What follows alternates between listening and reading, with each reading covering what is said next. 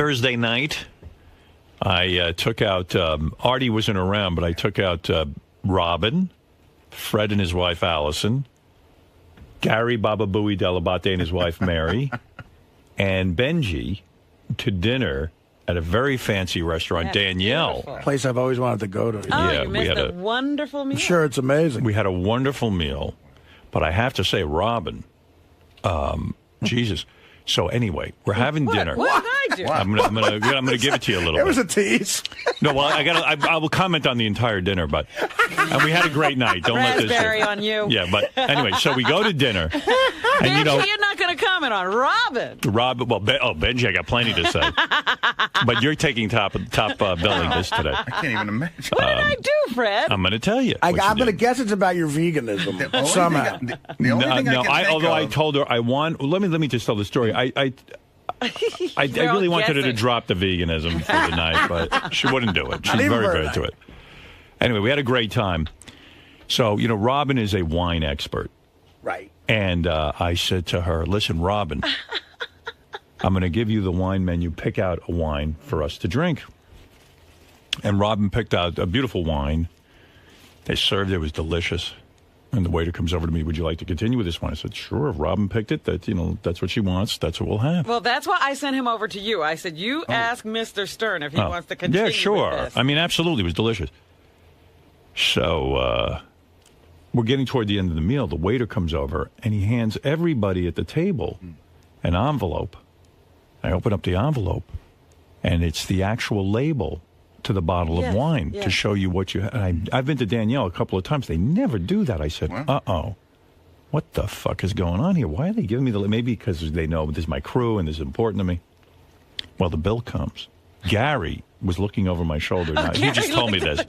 He didn't say anything to me that night. Uh-oh. Robin ordered a wine. Now, Robin, let me explain something to you. Because sometimes, I don't know where you grew up, but actually I Here did. we go. You know where I grew up. When someone says to you, order a bottle of wine, listen to me. So you know this for the future. I I'm know all what right you're with gonna it. say. I'm fine with I know it. what you're going to say. You say to yourself, okay, what am I going to order here? I have never ordered. Let listen me to tell you this. about the wine list. Now, he didn't look at the wine I've been there a list. million times. I know the wine list. There were bottles of wine there that were $1,200. All right. Were there bottles that are $100 or $200? I was looking in the French section, so I don't know. Okay. So listen to this. Listen to this. I get the bill. Yeah. It took my breath I away. was ordering one bottle of wine. He kept them coming. Listen. So wait, let me finish. Let me finish because I'm going to teach you something. I know you know everything, but let me teach you one thing if I can, and this will stick with you, even if you fight me on the air about it.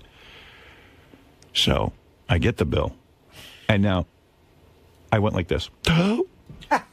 like my breath. No, you did not. Yeah, I went like this. I was there. I did. Gary saw it. You must have had. You must have needed a burp or And something. Beth made a comment. She even joked about that the first time they went out, Howard looks at the bill and he makes that face, but except this time he wasn't kidding. Let me tell you, so I had to add it up. Each bottle of wine was $800. 7. No, I guess tax or How something. many did you have? Well, 3 bottles. And this shithead Benji, they serve him wine. What happened? He doesn't even drink it. Yeah. You know what they do with it? They give everybody wine. If you're not going to drink wine, don't ask for wine. In other words, say to the waiter, Benji, You gotta- I yeah. don't drink. You got to be specific with that, too, because they'll keep it coming. That's a good point. You don't know. I First of all, your manners are ridiculous. But I'm going to tell you about Benji. Robin's in trouble, but you're in real big trouble. So anyway, It was good wine. Let me ask it you was this. first. When you are invited to, I remember a story. Tom Chiasano took a client out to a lunch or a dinner and said, order a bottle of wine. Right. The client ordered a $600 bottle of wine. He came back. He goes, that motherfucker. If I wasn't paying for it, you think he'd ever order a $600 bottle of wine? Now, I've never ordered an $800 bottle of wine in my life. It must have been Well, good. I would say to you, if I was doing that, I would have ordered that wine. You are insane. Okay. You're a high roller. It's one night. No. Now, Well, Not every let me night. ask you so something. the wine bill alone was over $2,400. Oh, man. Wow. Whoa. I didn't tell them to keep bringing it. Listen, I said to myself, Robin knows. I figure you know. Robin will go order a $200 bottle of wine. You should have ordered yourself. Don't ever ask me to order Oh, did I learn my lesson with you? I will do what I would do. Oh, my God. Wow. And I even said that to Beth. I said, Robin would have ordered that if we were out to dinner. Yes, I would have. I said, but I've done it before for you. I said, she's filing for bankruptcy next week. Now, let me ask you something. The waiter at a place like that. The waiter... Because the waiter comes over to me, and I should have figured it out. He said to me, do you want to continue with the wine? But they always ask you that. I said, sure. I said, whatever Robin ordered. But a waiter at a place like that, he knows you're a regular, this guy? Yeah. Have you seen him before? Do you think it's proper for him to say to you, sir, this is more... No, it would be embarrassing. It's embarrassing, right? So he heard me say to Robin, order the wine. Right. Robin should look out for me, but she didn't. So when he came over and said, should I bring that again? He came over to me. I said, you have to discuss that with Mr. Stern. But he didn't discuss it with me. You should have said, Howard, it's $800 a bottle. Oh, but that's interesting. I mean, but Robin did say that probably in wanting the guy to say, no, but... I wanted him to. Yeah. I was all right with it. That's the reason I sent him over there. Right. I didn't obsess on it all week, and I said to Beth, listen, Robin's a high roller. Oh, here we go. What are you saying, Fred? Do you think... I'm flabbergasted. I don't think I've ever had a $700 bottle. No, this was $800. $800. Well, that must have been I knew things were a little pricey because I ordered a scotch there before you guys got there. And Trust me, the scotch was fine. And no, but the scotch is a little pricier in that joint than they are in a lot of other places. The whole meal without the wine would have run me about I don't know, $1,200 or something. For that amount of people, that's actually pretty good in Manhattan. That's reasonable. But the $2,400, Robin jacked it up too. Jeez. I'll pay you for the wine. No. I will. Here's the question I have. Look, all I can say is Gary, am I right? No, here's the question I have. Wine, I know Robin said that when the guy came back, she said, you have to ask Mr. Stern. But if Mr. Stern doesn't know what the bottle costs, of course he would say keep it coming because he thinks it's reasonable. But there's an indication there when I send him over. Look, you better take a look at this. I was at the table, and I missed the signals you two had, the indication. I didn't have any signal. The signal is, look, you're paying this bill. You ought to know what you're doing. But how would he know? How would he know what the price is? Because when the guy says that, he ought to say, well, let me look. And as Gary points out, Robin's off on that one. When you're like I said, I'll give you a check for $2,400. No, I wouldn't. I wouldn't cash it. I will send it to you some other way. Then I don't want to hear about you in this wine. It's what I would do. Well, I have to say, I'll just say this in the interest of peace here. How about the signal being, "Hey Howard, it's $800 a bottle"? She should say, "Hey Howard, it's $800 a bottle. Can I order another one?" It is for the waiter to say it. So I'm supposed to yell it across the table? No, you whisper it to me. You see the smoke signal. I'm not near you. And by the way. Wow. So Gary indicates that he did not drink any wine. If he had, he said he probably would have driven it up to 4 bottles. I didn't. I said to the guy, he gave me a little bit, and I gave mine to Mary. If I was drinking wine the way I drink, we'd have been at 4 bottles, easy. Right. Well, thank God Benji didn't drink the rest. Wow. Well, you two are very. Any of that wine. You two are very, very generous with each other. With each other, with gifts to each other, what you do for each other. So Robin's right. She would a generous thing. She would do that. That is not something I wouldn't do if I was paying the bill. Yeah, that's why I like going to dinner when you pay. Thank you. And from now on, you'll never take me out to dinner. All right. Don't punish me. I will take you. I will never be taken by you again. That's what I'm looking for. I don't want to hear it. I don't even look at the price when I take you out. I pay. Do you think Robin's crazy now? I think that she's got a little bit of misplaced anger on this and what she thinks about later today. No, you'll understand that. Saying that when I go to a certain place, I like to have a certain kind of time, and I do. But that's your dime. George, let's go. You're on the air. And it will be on my dime. That's what I'm saying from now on. I won't have to worry about it. Now, Robin is very generous with me. But still, when you go out to dinner with a group of people, you kind of keep an eye on the price. You don't go $800 a bottle. You don't. You don't. I'm just telling you for the future. You didn't go $800 a bottle. You just paid for dinner. I'm paying for the wine. Yeah, I would never accept it. I will give it to you, and you're going to take it. You've spent thousands of dollars on me. I'm going to give it to you, and you're going to take it. I'm just telling you for the future. I'm going to give it to you, and you won't take it. Going to take I get taken out to restaurants in Manhattan all the time. Right. And people, it's just not called for. It's way above and beyond. I've been to Danielle, Oreo, all the best restaurants, and it's just rude. And you take a medium-priced bottle of wine, maybe $200-300, but $800 is just way over the top. and doesn't show very many manners. I don't care what you say. I'm paying for the wine. I'm adding to the dinner. And paying for the wine while someone else is buying is rude as well. Yes, that's even more rude. Now you really bring this up is rude as well. Wow, we do a radio show. It was too good not to. I had to. To bring this up is very rude. It is. You just don't take me out to dinner ever again, or ask me to buy a bottle of wine. Don't be silly. I think Robin might be catching some unnecessary shit here, but I think it's a lack of communication. I think what I would have done is maybe gone over to you and say, look, I know wine and how, maybe see, have a conversation. Are you comfortable with this? Look, we can have a great bottle. It's an $800 bottle of wine. We can enjoy one of them, and then maybe you choose another wine afterwards. How are you comfortable with this and showing it to me? Across the room from him. I know, and he puts me in this position. I wouldn't do that across the room. I would say, look, we could experience this and then maybe go to something later. Well, that's why I was trying to send the guy there to say, no, just tell him to pick another bottle of wine. Just say for the future when you go out to dinner with other people, not me. I wouldn't do that. I'm always taking everybody out anyway. Yeah, me too. I always foot the bill. Now, Benji really is something else. So, first of all, thank you, George. Benji. Thank you, shithead. So Benji. He probably takes nobody up for anything.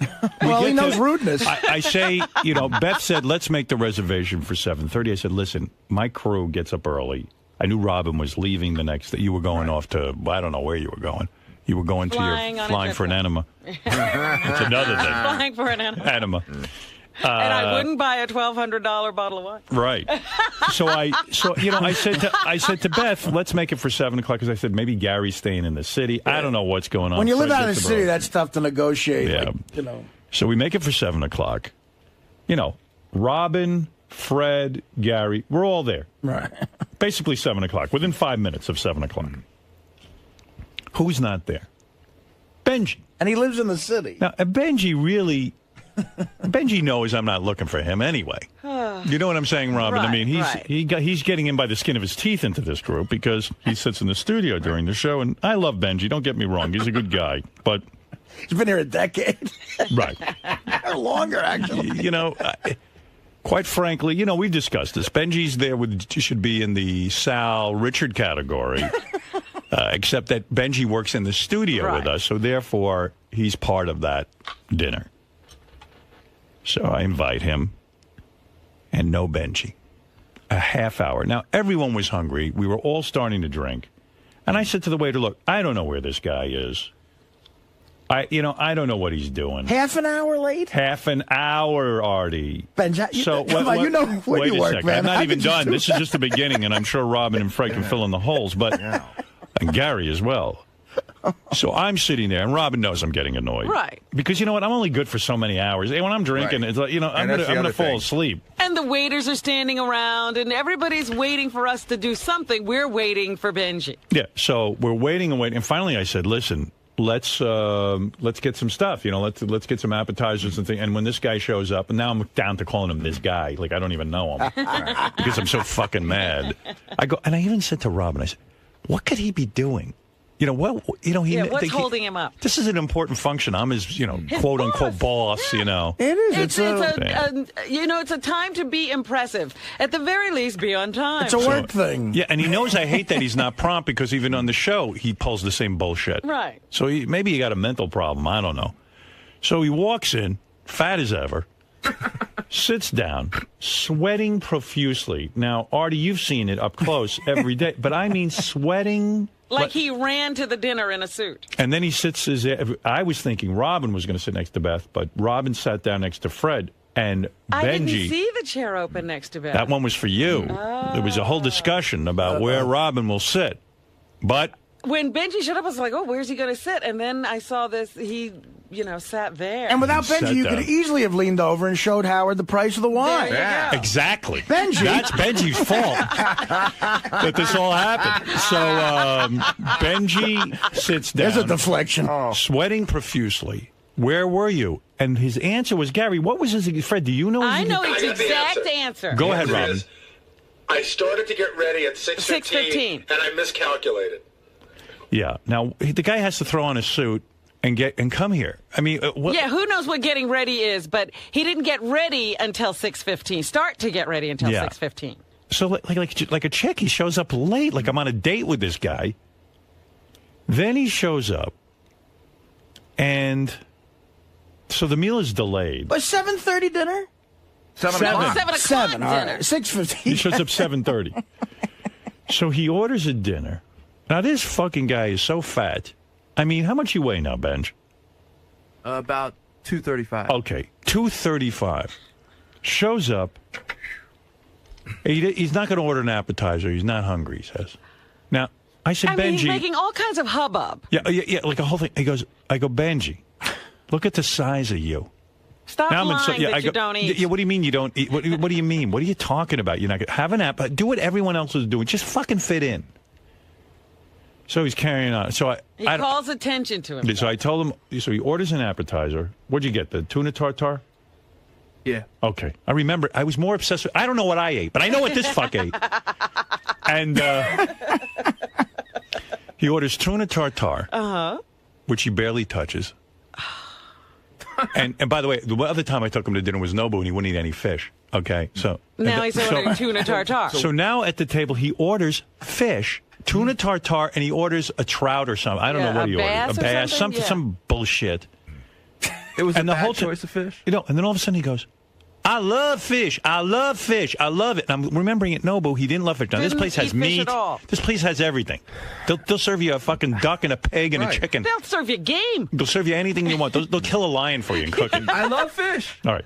You don't love fish. I you do. don't eat fish. At Nobu, you wouldn't eat fish. That's the greatest fish No, place that's in the not true. country. I ordered a fish at Nobu. I had salmon at Nobu. Okay. All right. So he goes, "I love fish. I love fish." No, because you were yelling at me that I wasn't eating. Well, wait. I said, "This is So we great. I start love it." eating dinner. Everyone's done with dinner. Benji's whole plate of fish is still there. completely there. No. So I go, "Benji, what's the matter? Don't you like it?" "I love fish. I love fish." The waiter comes over, he says, Can I clear the table?" Benji goes, "No, I'm still eating mine." Now, Howard, can I just give you a timeline on that? yeah. So, Arnie, you've been at dinner with Howard. You know, Howard likes to move things along. So Howard claps his hands and says, "Let's order dessert," which is the signal to let's clear the Get ready table. for dinner. Benji hasn't eaten anything yet. When the waiter comes, he says, "Can I take your plate?" Benji's in the middle of the story. He goes, "No, I'm going to wait." So now Howard's dying to move it along and have dessert, and Benji's talking and not eating. Like Benji can't read a signal. Howard, why is Benji he not cannot eating? read. Howard. He can. Why is he not eating? He can't. Howard. He can't read the signal that everyone's exhausted. Howard, I like you. Yeah. But I don't give that much of a fuck. Yeah. Well, you know what though? Honestly, it was a Benji, nice if you're social going to dinner. get ahead in life, you got to read signals at a table. No, You're I there do. with a bunch of coworkers, and you're sitting there. You're not eating. You're you never ate your fish. We waited I 10 am more. eating. We waited 10 more I didn't minutes. want to order an appetizer because I didn't like Benji, we all were done, and then you said you told the waiter to hold off on desserts for 10 I didn't minutes. tell him to hold off. Yeah, you said I'm still eating. That means they're not going to order dessert, and you didn't eat the rest of your fish. You fucking sat there with it. You know, fucking return the fish. You are Bullshit. Gary was going insane too, and I'm not the only one. And believe me, Robin hates you. She just I won't didn't say even it. know why he was there. Oh, Benji knows that.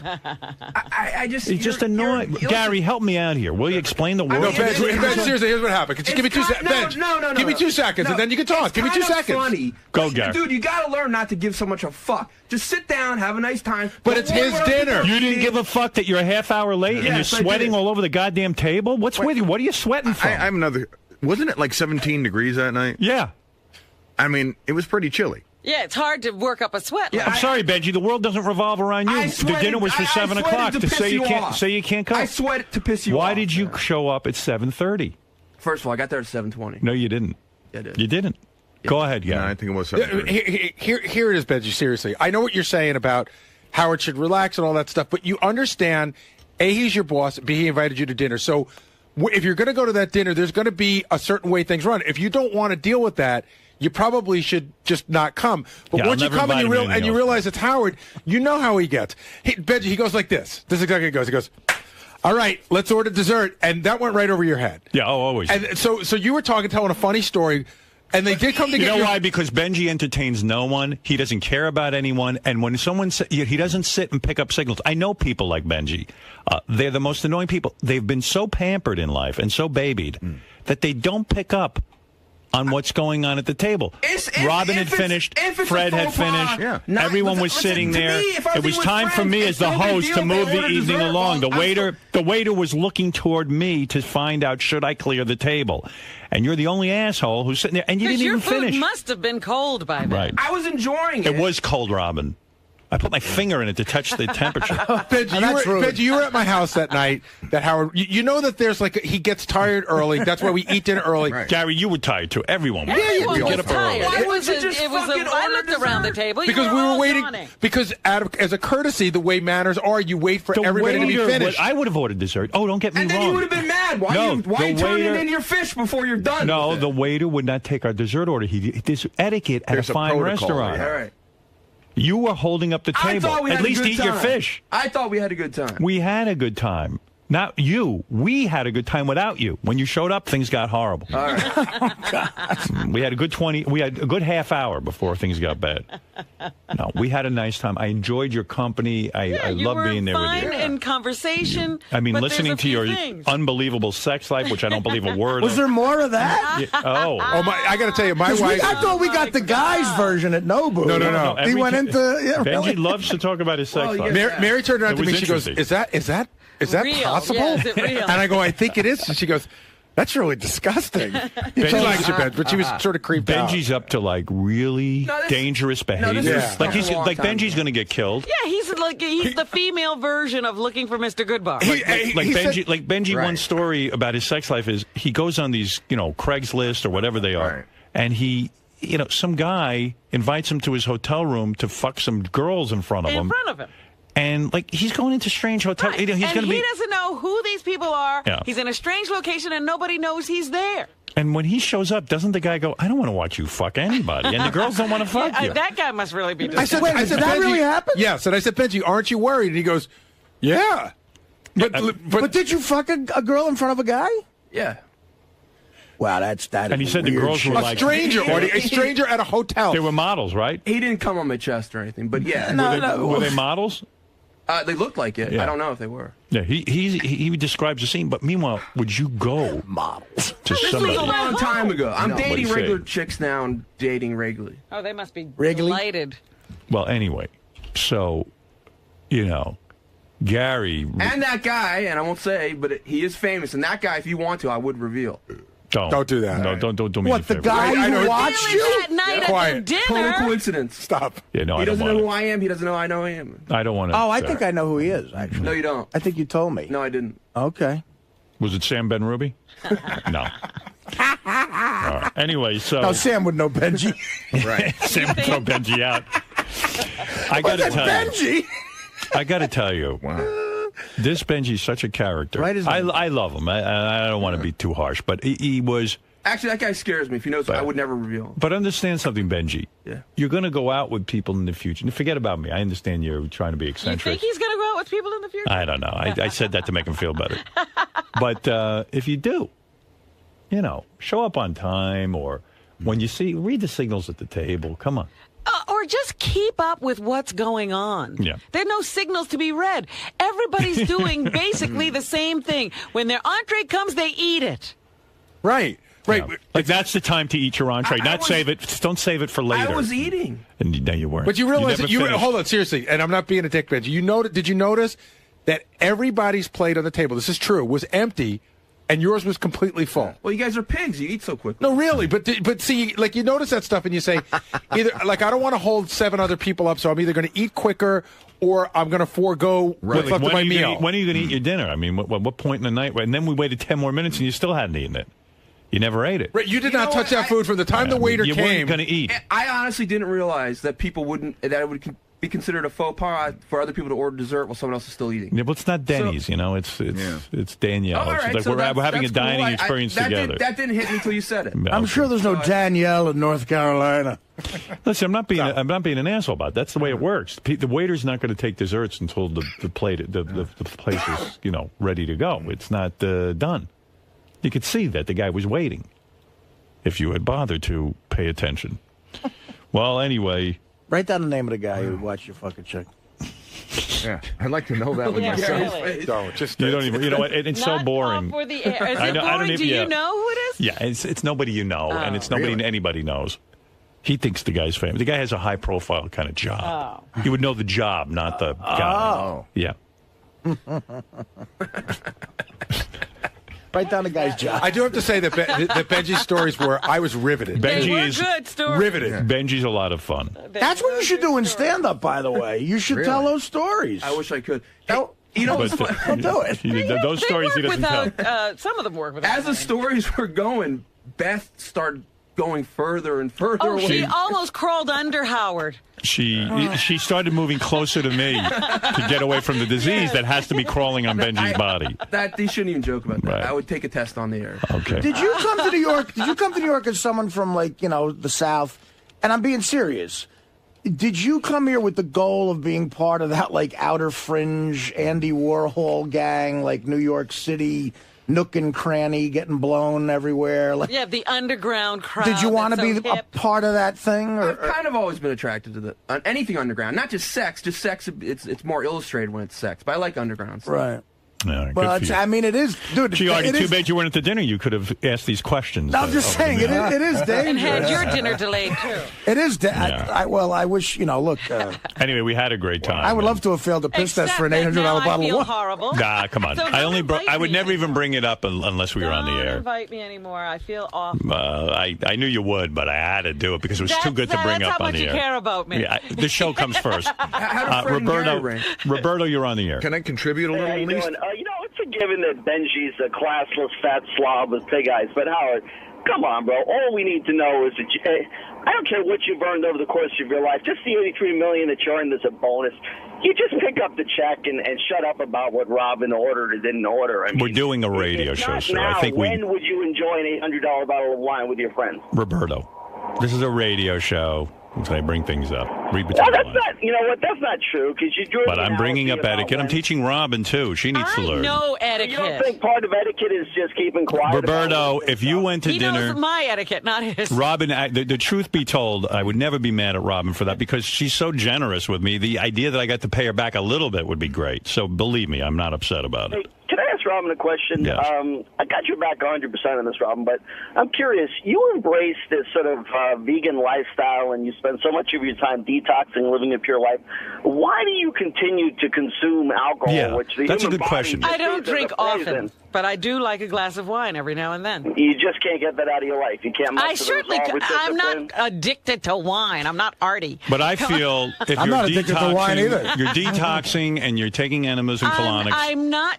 Howard, Robin's an I was addict. going to get on a detox regimen when we were leaving, so this was my farewell to food. I agree with Roberto. I think wine and all alcohol should be cut out Well, of your life. again, my nutritionist says wine is okay. Well, then I think you can eat some cream in your soup. No, I can't. That tells me I just got to get a nutritionist that says steak's okay. You got to get a nutritionist. Heroin's okay. That's what I did. I looked for one until I found one who said wine was Right. okay. I don't like you. Roberto is right, though, Robin. he's I always not. thought that was interesting that you've cut out every First food of all, except I'm wine. not an overindulger in anything. Right. I didn't say I as you don't were. overindulge in wine. Wine, again, you would like my vice to be cream and soup. I would like my vice to be wine. But Yeah. you aspire to one day rid yourself of this need to drink wine. I don't it's have a just- need to drink wine. I like wine. I think you can't let go of the pretension of ordering $800 bottles of wine. That's what I think you can't let go. Interesting You're an theory. expert. I'll tell you Your what, the uppity wine attitude people is at the Danielle addiction. were impressed enough to give me the label. I mean, my God. What do they steam that off? Yeah. Yeah, they must have been Oh, back there wow. steaming. Hey, can Thank I you. have that? You know, I when I looked at the price, I was so shocked I forgot to take my label with me. Oh, okay. Because someone asked me, said, "Well, what was this wine you drank?" I said, I was, listen, I almost passed out at the table, so I forgot to You were a bring the little name. woozy and left your. Let me ask you What this. was the name of this wine, It Robin? was a Dujac wine. I'd have to look at the label too because they make a number of different Oh, wines. a Dujac. You didn't say that. please. You underpaid. A Dujac. I got off cheap. Yeah. Now, what do you think the restaurant pays for that bottle of wine? I've heard they mark it up three times. 300%. Yeah. Wow. Yeah, That's so how they make their money. They probably get it for $250. Let me ask you something, Howard, about something that if you thought about with retiring.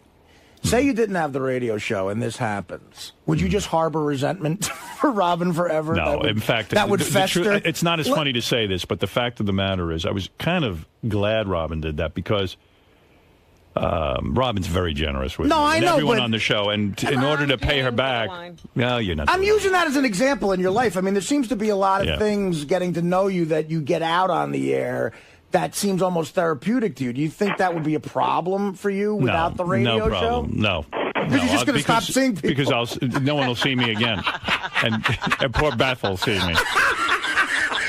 Trust me. No, Rob and I will see for life. And, right, I'm sure you And will. Fred, but not Benji. I mean, once I retire, I will never see Benji again. I'm sure of that. Benji, when's the last time you did that? You went to a weird sex situation. Be honest. Like you went to an apartment from that bullshit. It's happening all the time. Well, he claims he's not doing that anymore. He is, though. Howard, what is that all about? I mean, I'm dating regular chicks. No, but I mean that whole like dangerous like. What is it about? What is it about? You're looking at a guy who can't get laid. So the only way he's going to get laid is through some freaky scene. No, I think he actually can get laid, but I mean the whole has to be like almost like on a tightrope with like almost like with a gun to your head. Listen, what normal person who values their life? You know, when Artie does heroin, I go, I love Artie and he seems like such a normal guy, but then he's risking his health and his life. That seems more normal to me. Well, you're getting high. Seems more normal. None of it is normal. Well, it's more normal to me than what Benji puts himself. He goes to a room where some guy says, "Come in and fuck some girls." It sounds to me like either you're going to get knifed. He was even in one. He explained where it could have been like one of those rape fantasy kind of things. Right. You know, that's crazy because you don't know how you're getting there. You don't know if this woman is participating in this. Well, he gets a rush out of that. You don't know what Robin's saying is, how do you know those girls weren't given roofies? Yeah. And, and then they're going to accuse you of raping them. You know, he may not have AIDS, but he definitely has genital warts. Fuck you, dude. Dude, why don't you come down here and I'll come down here and we'll do a doctor's test. Do you want me to examine your penis right now? He's the fattest AIDS patient ever. Why do you want to see his penis? I don't, Robin, but I will look for genital warts. We've all seen it, unfortunately. I mean, so you get a rush out of that more than sexual? You like the danger of it? No. You understand? You know I like you. You know you're putting your life at risk. I am dating regular chicks now in a regular way. The problem is... Do you know that there's something wrong with you? That you would go to a room where a guy just says, come over? I mean, don't you know that... Like, in the middle of the night. You don't have a bodyguard. You don't have a gun. You don't have nothing, man. You're walking in there and you're doing this weird thing. I mean, you don't know that's dangerous? Of course it's dangerous. Do you value your life? Do you like living? Yes. Yeah. All right. But anytime you get laid, it's like there's... Listen, I want to get laid more than anything. Getting laid is the main focus of my life. You know what I mean? It's the primary focus of my life for many, many reasons. Being inside a woman's not enough for me. You know what I mean? I wish I could go inside of you and then come out through your mouth. But you were all the way up. Right. You were exactly right when you said, I don't get off at all on some dude being there. I'll take the opportunity. No, that's the dude that's going to take a gun and shoot you in the head and rob you. Or stab you. Yeah. Lucky for you, you don't have any money. Did you ever see the movie Looking for Mr. Goodbar? You should rent it. Yeah, it was about a hot chick who gets killed. You, on the other hand, are going to get killed, and you're not even a hot chick. Right. Some people have that need for... I worry about you. I do. Action, but he's not a gambler. You're not thinking. No, he's gambling with sex. Right. Right. But it's more of a sexual thing. Like at the end of the movie, the gambler with James Caan, he wins his bet and he needs more danger in his life. So he goes to like a drug den and tries to get into a knife fight with a big bouncer. Like he needs that action. Yeah, but it's the same as Looking for Mr. Goodbar. She finally winds up with a guy who's mental and clubs her to death. Right. But it's sexual. It's not like a gambling thing. But Benji's is sexual. You know, like she didn't know who she was taking home either. See, I don't know if Benji can turn that off then. He can't turn it off. I'll tell you why. Benji, this isn't about sex. Benji's lonely. Nah, I'm not. No, you're lonely. I have lots of friends. I'm lonely. I would never do that. Listen, I love sex. And it is hard because anytime you're home, you could just go out and get laid. Wouldn't it be safer than to go to a stranger's house? At least go to a well-known high-end prostitute where at least you could... I know it sounds crazy, but then it doesn't feel like it's. I don't get off on that. See, because that's the danger. I don't feel like I'm earning it. Oh, okay. Benji said something to me once. I don't think he's going to care about this, but we were in. I mean, it was something that it kind of creeped me out, but it didn't. And it goes along the lines of this. Maybe you remember this. The last time we took the show to Vegas, we landed on the private jet, and it happened to be the day of rehab at the Hard Rock with all those strippers. And they got us an area, and it was me, and I was talking to this smoking hot blonde was talking to me. And she knew the show, and she was clearly, like, hitting on me, you know. Right. And I was sort of like, you know, drinking with her and everything. Benji said to me, he goes, don't you, isn't it like a turn on to do you think like you could just be fucking this chick in like 5 seconds up in your room? And I'm like, I don't know, maybe if I, you know, later on or something. He goes, but isn't that fucking amazing that you could just fuck her right now? And I'm like, he was getting too into the question. Yeah. And I was like, I don't know. God knows what was going on in his head. Yeah, I was starting to think like, what do you want to do? Well, anyway, that was our dinner. Do you remember that? That's the creepy moment. No, but because it was like you were. I don't know if you wanted me. I'm done with Benji. Well, I wanted to say, what a lovely evening. It was. It no longer is in my mind. You know, Robin, you know when things went downhill? I saw after Robin ordered the wine, the wait staff was high-fiving each other. Wow. They were doing the sucker dance. They did the sucker dance in the background. All right. But I thought I'd had a good time. I now realize I didn't. You did not have a good time. I did not have I will always remember that night. That's the most expensive booze you ever had. I've ever me consumed. too. Well, I never had the most. Me too. The most expensive wine I ever had was maybe half that price. Howard, I never even had anything half that much. Do you think, because I'm going to ask Robin this too. Well, again, if they're marking things up maybe it was 3 times, you're drinking the wine I brought you was really is a $250. Well, you're not $250. No, You're not getting that I'm wine at saying Costco. it was retail wine. Right. The wine I bought you for a present, each bottle is more expensive than the wine you drank. By the way, did you hear Gary going off on you on the wrap-up show? Oh, my God. Did you hear that all about? Did you hear it? Now what? Oh, my God. Hey, Howard, real quick before we end this. I'm now giving up wine because it causes too much trouble. You with wine, you got to hear Gary from the wrap-up. But Dominic, what did you want to say real quick? How do you know that Benji's really doing all this? Because I don't. Think about this for one moment. I believe him. No, Well, everyone at that table, he was shocking some women that would never, ever think of this type of behavior, would find it disgusting. And for a moment, he makes himself the most important person at the table. Mary, certainly, Robin, Right. Beth, all these women are hearing these horrible stories, and while he's telling them, everyone's looking riveted to him. I doubt he does any of this, and I'm serious. Well, you make a point. It did make him the star of the night. Let's verify. But it was fun. I allow you, if you want to put it on the air and get those people, you can do it. I would love you to verify. For one of the, you really think those people are going to come on the air? it can be verified. Oh, God, who are they? One of the famous woman, I feel weird about. Wait, there's a famous woman? Yeah, I know that one, and I don't want to go anywhere with that. I feel weird I know because that it's not her, you know. Yeah. I know it's a different one. I know the famous woman. But supersonic, she used to describe the sex and not describe it the way you did, Benji. So I don't know. What do you mean? What'd she describe? Well, the events that you think you did. You know, in your story, you're the stud. No, but what did Supersonic say? Well, you were not the super stud for her. Everyone at the table. When did you hear her say that? First of all, how could that be the main Dominic, topic? stop a second. When did you hear her say that? Well, she's discussed it on the air once. And what did she say? That it wasn't what you were saying. That's not what she said at all. Do you guys remember what she said? All right, can I get off Benji? Yeah, she Dominic, said she was thank into you. I saw you on Larry King. I got a tape of it, and gained some weight. I have to He's now too weight. skinny? Robin, he's become so thin. You know what a prune looks like?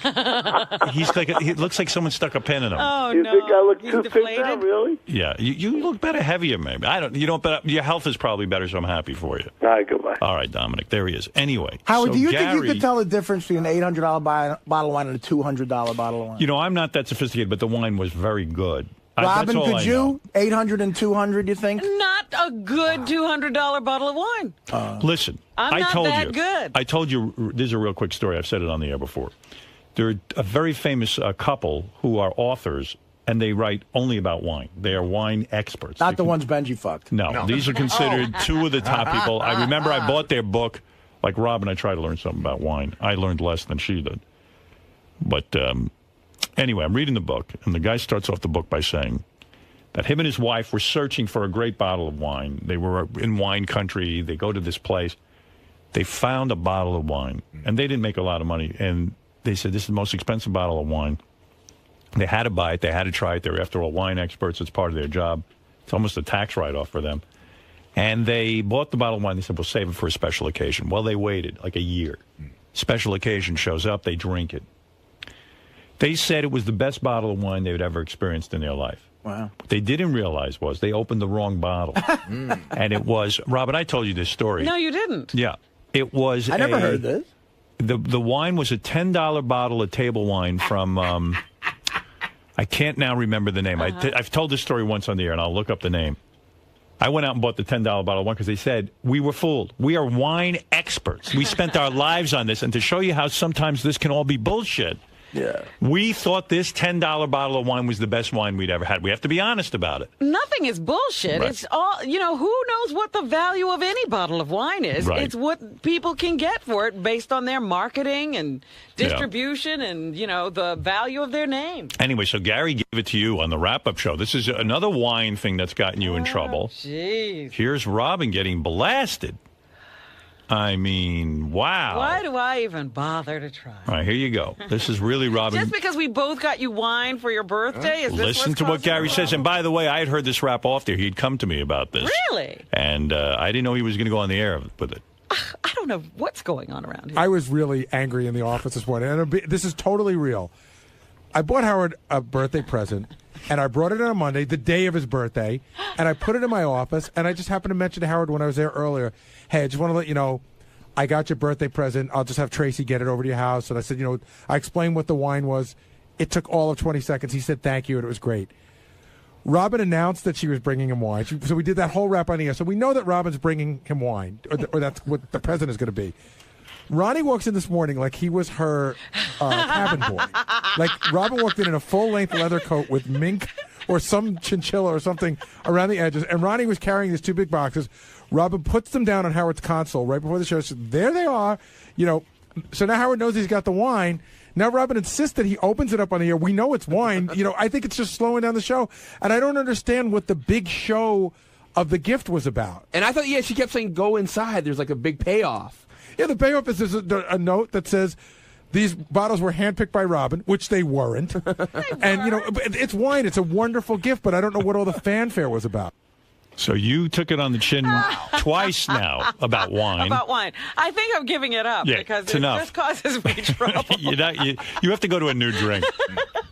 No more wine for you.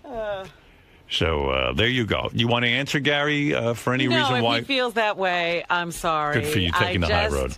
Wanted you to open the wine and read the note. That's all. Well, he took great offense.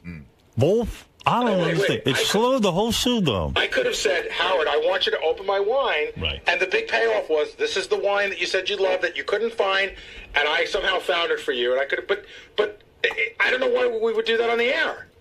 In other words, you're saying you can't understand why Robin had me open it on the air. We knew it was wine. Wait, we knew it was wine, and we knew she handpicked it. Okay.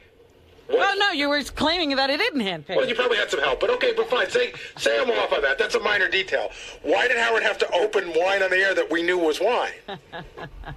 I just wanted you to know it wasn't a last-minute gift. I had done that a while ago. Ah, right. Right what? I don't know. I had enough with wine. You guys just love to argue about nothing. I don't want to hear about Benji anymore. I want to hear about wine. I'm done with wine. I love wine. But thank you, everyone. I had a great night with all. Don't thank me. Except for Robin. God, I hate you now. Robin. Oh, God, yes. How are you doing about this whole wine thing? This is not a good day for me. I don't want to talk about it. Benj, so how'd the dinner go the other night with Howard and everyone? I thought it was fun. I thought I had a good time. I thought everyone had a great time, but apparently it wasn't as great as I thought it was. And what was it with eating so slowly? I use food as a drug, so if I'm out at a social occasion and I'm eating, I enjoy the social occasion it's when I'm alone or in a confined situation that I'm pigging out. So I'm not the pig I am on air or at home that I am out in a social restaurant. How was the wine? Did you even try it? I had a sip and it was great. The wine's not your thing? No, it was. This is too convoluted of a thing to really get into. I mean, it was. They poured me wine. I was gonna have it towards the end, but someone said, "Oh, you're not drinking. Let me just have the glass." So I let them have it. So you had a good time at dinner? Yes, I thought so. I thought it was great. Do you feel bad about all this? The way Howard took it? Well, I guess it would have been kind of neat experience if he came on and said, "The best guest in the world is Benji. I've never had such a great dinner in my life." But that didn't happen. It's not that big of a deal, man.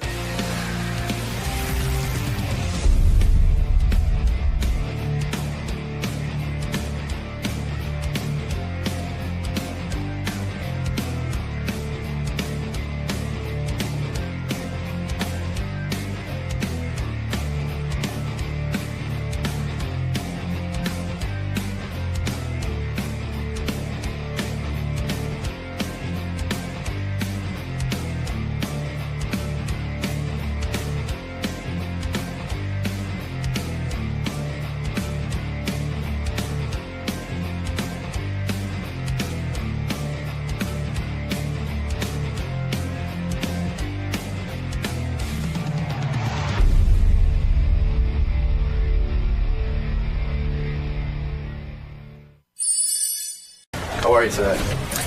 Well, it's early. I didn't go to bed because you can't really get up at, 5 and come here. Right. So I just stayed up. Stayed out? I can handle it. Makes it a late night show. So are you looking forward to speaking with Howard today? Yes, Howard is my mentor, my advisor, my guru. Since Richard Pryor died, he's my guy in show business. Listens to me, cares about me, doesn't ignore me like other people. So he's the one and only for you.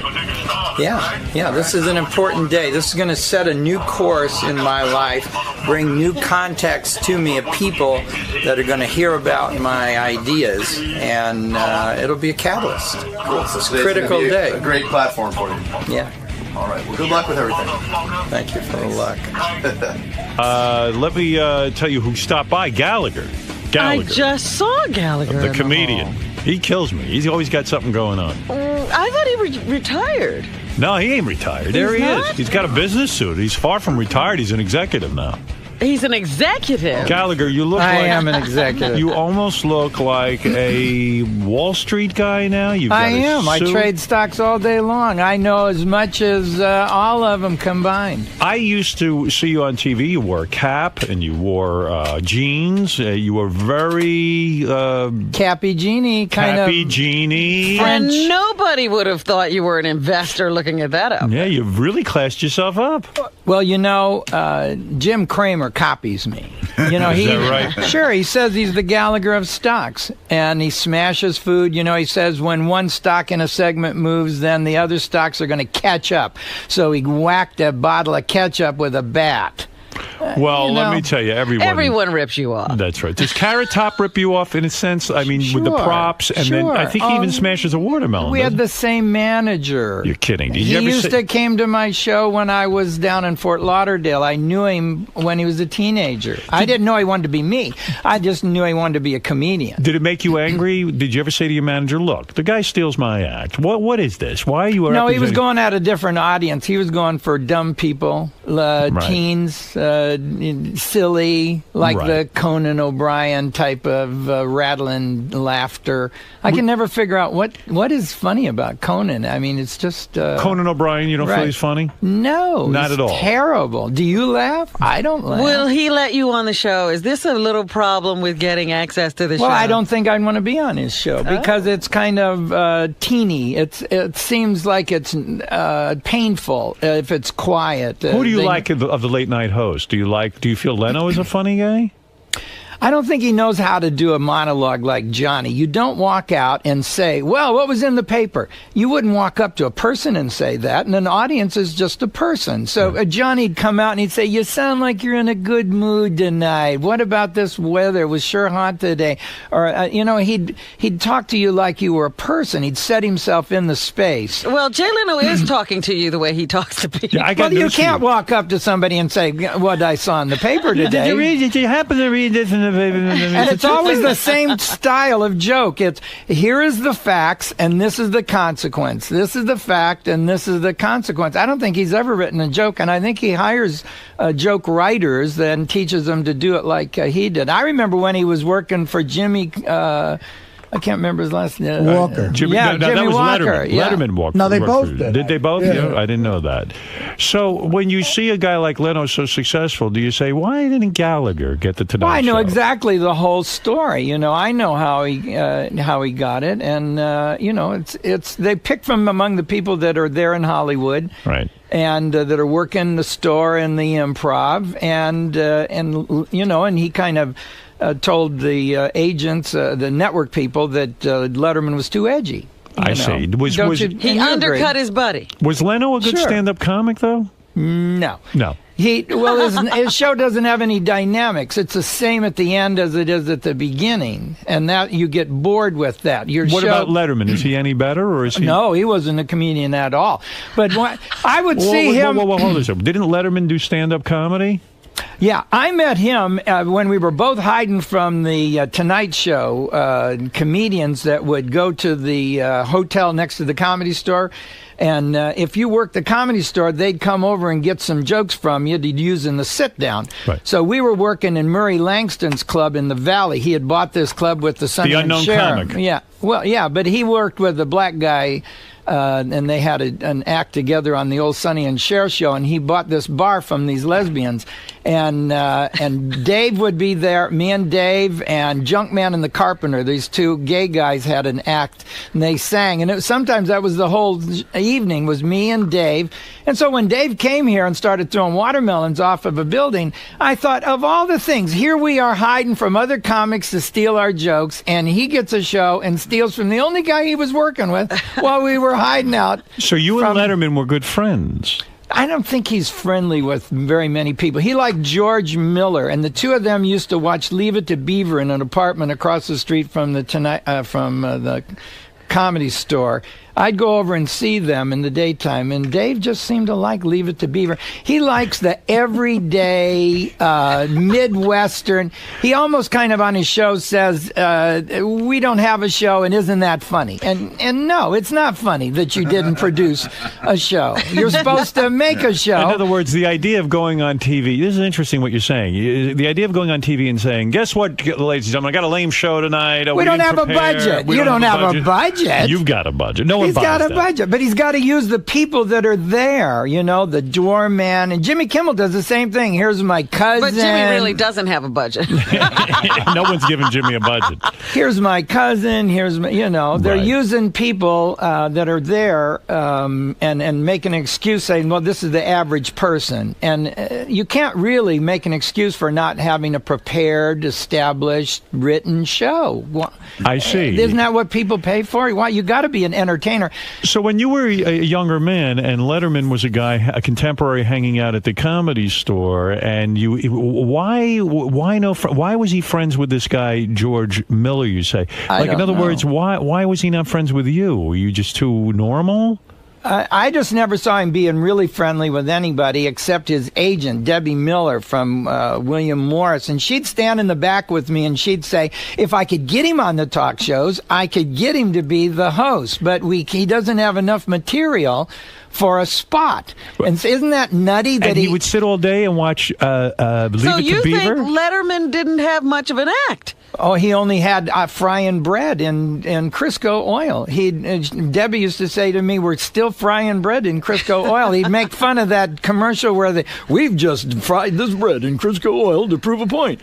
And I don't, and he'd talk about that. And Jay didn't have very many jokes either. He kept bringing out a hatchet. He said he came across a guy in an alley with a hatchet. watch it, and that was his biggest, wildest joke, because he used to do a lot of mom material. Right, yeah. And, I remember seeing him in Washington, D.C. in 1980. I thought he was a very good stand-up comedian, Jay Leno. Made me laugh a lot. You did laugh? I did don't laugh know a few if this times. is bitterness or a real evaluation. Oh, I'm an authority on comedy. I think I was a comedian in another life. When I met Jim Stafford, I was a chemical engineer. And I, for some reason, knew what he wasn't doing as a comedian and what I could add to his act. And I worked for him for 5 years. We got a summer show. So we had million-selling records. We had the first song about homosexuals that was on radio, My Girl Bill. The first song about drugs, Wildwood Weed. We had a 2 million seller, which was a big deal. Let me back ask you then. something, Gallagher. Leno sucks. Letterman sucks. Kimmel sucks. No, I don't know. No, Jimmy's pretty funny. No, Jimmy you like. Okay, yeah, good. I All think, right. Well, you said you laughed at Jay. I like Kevin. Kevin, who is the delivery guy. Kevin. Kevin James. Yeah. I'm 61. I can't.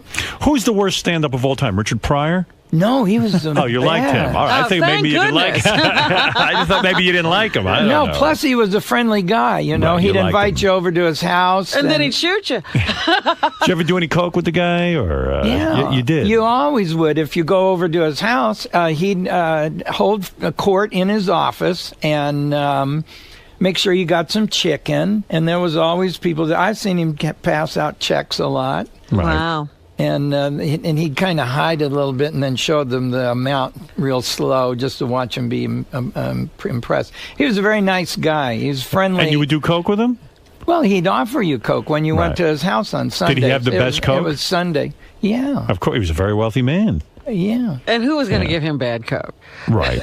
Right. And he was funny. He was funny and a decent guy. You know a lot of guys, they just, they pretend.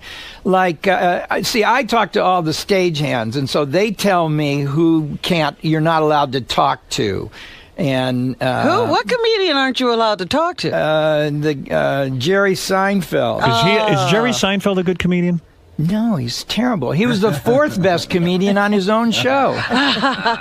What if you had a show and you didn't even get the bronze medal? I mean...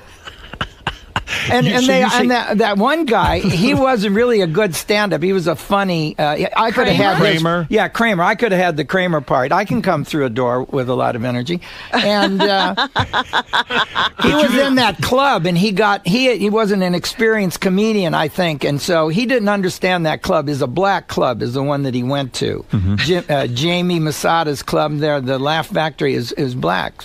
And he got insecure and started using bad language. And, Kramer, yeah. Yeah, right. And then, he wasn't skilled. But to say Seinfeld is not a good comedian, I've heard very few people say that. I mean, they say he's so proficient at getting up in front of these crowds and talking. And telling his funny little observations. He's not working where I'm working. I just got back from Sandpoint, Idaho. Go ahead. And you don't go standing up in front of 50 people, or 500, I mean. That was how much it was the first sellout they've ever had in Sandpoint, and that's what I do. These guys can't do it. They can't. No, they can't sell do out these Sandpoint They can't clubs. do a show to average people that you have to entertain moment after moment to their face. Do you still hard. smash the watermelon, or you? No, I didn't do it in Boise or Sandpoint, but I will be at the Blender Theater and you will smash the watermelon. And Lakewood in New Jersey. And then in the woods, there's a town named after that Indian, Jim Thorpe. Yes. Jim Thorpe I'm going to. What about a guy like Jim Carrey? I heard he was a tremendous stand-up. Is he? No, you didn't hear that. He's terrible. He was painful to watch because the things that you could do for a movie don't work on stage. We would stand in the back of the Comedy Store and just pain. It's just painful to see him do his little acts and his faces and his body movements. Well, how about when he talks with his ass? He moves the cheeks back Well, would you do a movie based on a guy that's going to get in a tree and turn around and show his butt? I mean, where's the talent there? I don't understand Hollywood. Why you have to be a comedian to then get a serious role? They did it with Robin Williams. They do. Is Robin Williams a good comedian? No, he's a comic actor. A comic actor, but he's not a good comedian. You have to give him the jokes. Okay, then Billy Crystal. You got to say Billy Crystal's a good comedian. Yes, because he writes. Right. Now, okay. Robin Williams, they give him the jokes? In other words, Well, they, he'll take them, or you can give them to him. Is he a stealer? He'll take Does he 'em. steal jokes? Is that true? Well, I've never heard it's- that about him. Heard it. Yeah, It's I mean, his I don't only. know. I mean, that's what goes after his name, Robin Williams, comma, joke thief, comma. You're saying it's on his resume, even. Well, to the other comics, everybody knows he can Right. take the part of your joke. I had a joke one time that I like to do at the beginning of my career about marijuana. I'd say, give your marijuana be good for old people. It makes the time go slow. Give your grandma a lid of Columbia and a ton of yarn. You get back an Afghan to cover the garage. Well, he saw me do that at the Ice House, and so then he did it on Dave's. Dave had a talk show out in L.A. Right, Dave Letterman. Yeah. And it didn't work. And I saw him do that joke on Letterman's show there. Did you call up and say, hey, Nah, come on, buddy, it's not even worth fighting about? When Andrew Dice Clay came to town, he was doing several of my jokes. I walked up to him. Andrew Dice Clay. Is he any good? Well, he reminds me of Spitzer. It was these guys that threw their life away. I'm making a list of the Stanley Cup of like the Bill Clinton Award. Yeah, who's on your list? You got to have Jimmy Swaggart and Jim Baker for throwing their life away, and Isaiah Thomas almost did. Right. And Mike Tyson, of course, had it going for him, and Andrew Dice had the world record for the most people to ever show up at a comedy. And he threw it. How did he throw it away? Well, he didn't. He wasn't a writer. He just had the little nursery rhymes. As Did he his steal that gimmick. from you? Did you? No. He had that himself. Right. And the going whoa in the character. He could have built that into something. I don't know why. It all went away. He let it go away. He did. He self-destructed, is what you're saying. All of these, and I would say that it's men that do it, except I do have some chicks from here in New York. Amy that shot the... Amy Fisher. Right, and then the skater girl that had Nancy Tanya Carey Harding. whack, Harding. and then this astronaut chick who got I don't know her fell in name. love Yeah. and This is like a quiz. and showed up. And then Mama Cass and Karen Carpenter also, when you think about it, I mean, just a dumb way to go by eating and not eating is pretty funny. I know Mama Cass should have given Karen Carpenter the sandwich. They both be alive today. Who is the most underrated comic? This Artie Lang? Do you know of him? I don't really know a lot of the comics Right. now because I'm traveling on the road and I don't use an opening act. I see. And so I don't. I watch them on TV when I can. But Have you seen this Artie Lang? So you know a lot of The old guys. established old guys. Yeah. Do you know any of the Saturday Night Live guys? We mentioned Billy Crystal. Do you know Chevy Chase? Do you know? well, I had an argument with Chevy Chase on the Tonight Show. You remember? I don't. What happened? Well, I did my little smashing act there. When I sat down, Chevy says, "Well, does all your stuff have little props to it?" As if to say, "Is that the only way you can be funny?" And I says, "Well, people like it, so you keep it in the act, and it's television, and you're supposed Visual? to." It's Yeah, visual, it should yeah. be visual. I was always on with a guest host because Johnny, for some reason, didn't like prop comics, but he's a magician. Hey, what's the deal there? Right. I didn't get that. But so we had a little argument, and he said, "Well, in my opinion," I said, "Nobody cares about your opinion." But he's a comic actor too. He's not really. Not He's not a stand-up comedian. No, he doesn't he's do not. what you do. You go in front of a crowd. You got to win them over. And get a show. Do a show that has an ending and that has some dynamics. That's what I kept telling Sam Kinison. He would start loud, and it didn't go anywhere. I say, Sam, you got to build to that. You know, when you like using the bad language immediately, you've used up your surprise. Now, It's not like I'm not going to say these words, but I'm going to save them for the right place. So you are A student. You are a student of comedy, in a Oh, sense. yeah, I'm the smartest guy that ever decided to be a comedian. What about George Carlin? He's gotten bitter, but he's one of the best. I wish he wouldn't put a Pepsi on a stool. These guys don't need to have a drink. Anything that's in the picture has relevance. Why in the hell do they have to have... George Burns was 90 years old and sucked on a cigar and did an hour. He didn't need a drink. Why do all the comedians need a bottle up there? Is it almost like a baby They're bottle? sissies. Did you ever... put One saw another one, and it becomes a tradition in a Yes. month in America, like wiggling balloons behind the foul shooter. Do you want to win the game because you're a better wiggler? If that's then you have to have the crowd come in for practice and all wiggle. of these stand-up comics have a bottle up there with them. And they cut the show up. And so sometimes there's a bottle that's full. Then sometimes a bottle's 3/4. Then there's another bottle. Then that bottle's on the bottom. George isn't used to using the bottle. I saw him. He did his whole show and never took a drink. And then right at the end when he was waving goodbye, he saw, oh, there's my Pepsi. He took a drink. He didn't need to drink. He could have drank backstage. Backstage, you're going into your dressing room. You got your Coke. You got your Pepsi. You know, you make a lot of sense, especially from an editor's point of view. If you're going to chop up the special, it must be distracting to a it's genius distracting. like yourself. That's what I'm saying. Anything that's in the picture should be relevant. So you've never used the bottle on stage? My God, no, you don't need it. It's sissy. It's stupid. You'll drink backstage when you're done with the show. An hour you can go without a drink. I go without a drink, sometimes 4 hours. Yeah, you know those people on Broadway who do one-man shows. They don't have a bottle on stage. But imagine if every actor in a play had a bottle with them. Where is it going to end? There's such we have such a sissy country. Everybody has a luxury truck. Right. They can't just have a truck. You want to respect somebody for having a truck. You're so right. It shouldn't have a bed liner. Right? They got one now that has a little handle and steps to get up in the back. How sissy is that?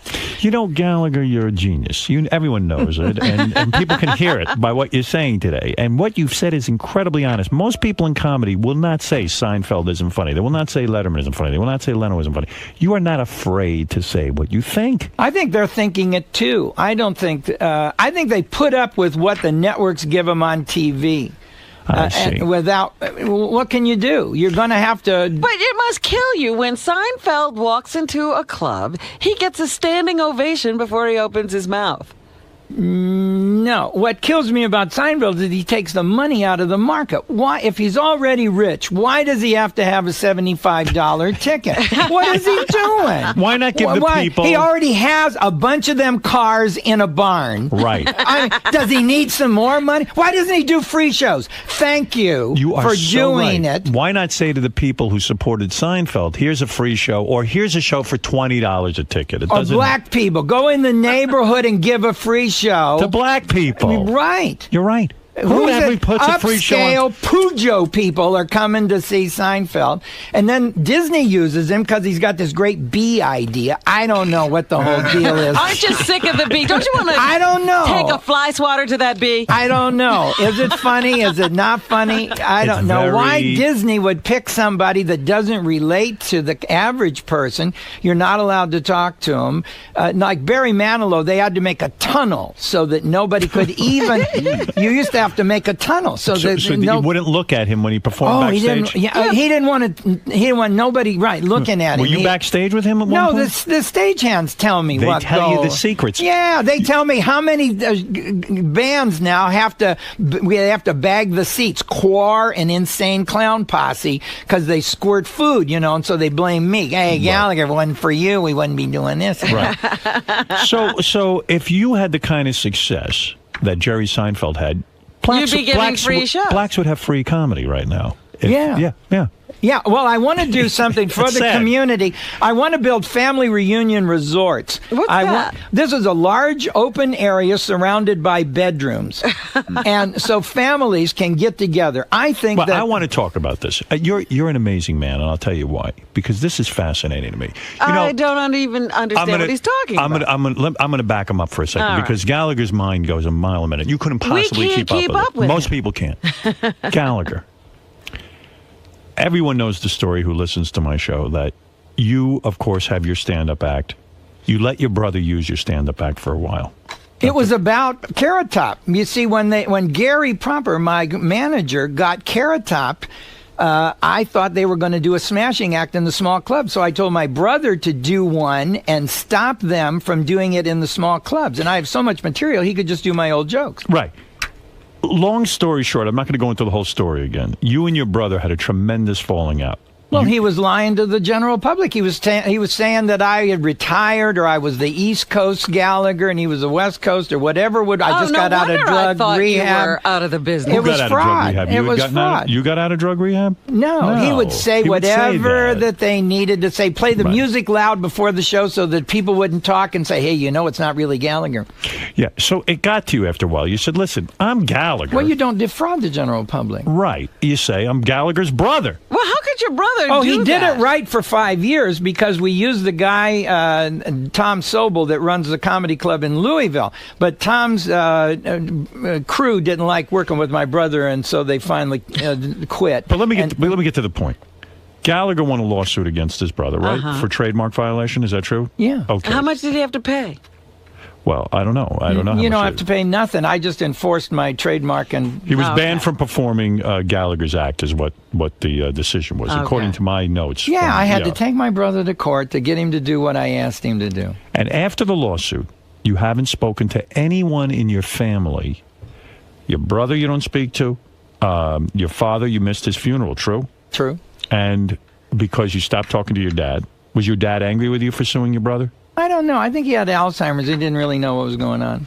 And your mother, you haven't seen in years. Right. Did they all side with your brother? Yeah, because he was the baby. But I babysat the guy, because I was 9 when he was 5, and my mom and dad went to work.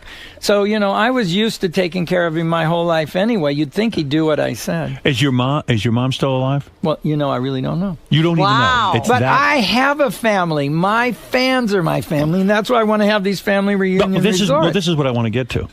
Here is a guy, Gallagher, who doesn't get along with any member of his family. In fact, doesn't know... I know, and wants to do a family reunion resort. That's crazy. And you want to build a place...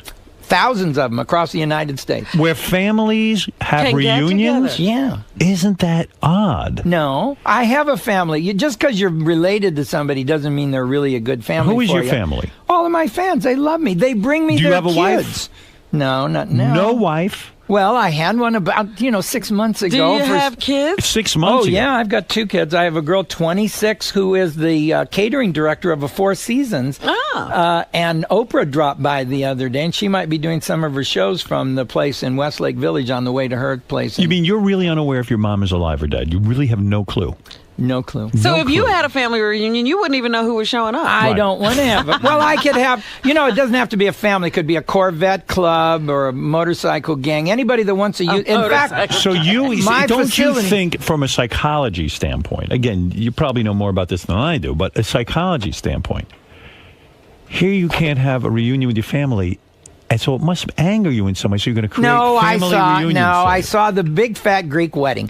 And the night before the wedding, the time that the bridesmaids had in the bedroom was so cool. I wondered why there isn't a place in a hotel for bridesmaids with makeup, mirrors, and places to hang costumes, because a wedding is a production. Absolutely. And we don't care about common people. I want to say this.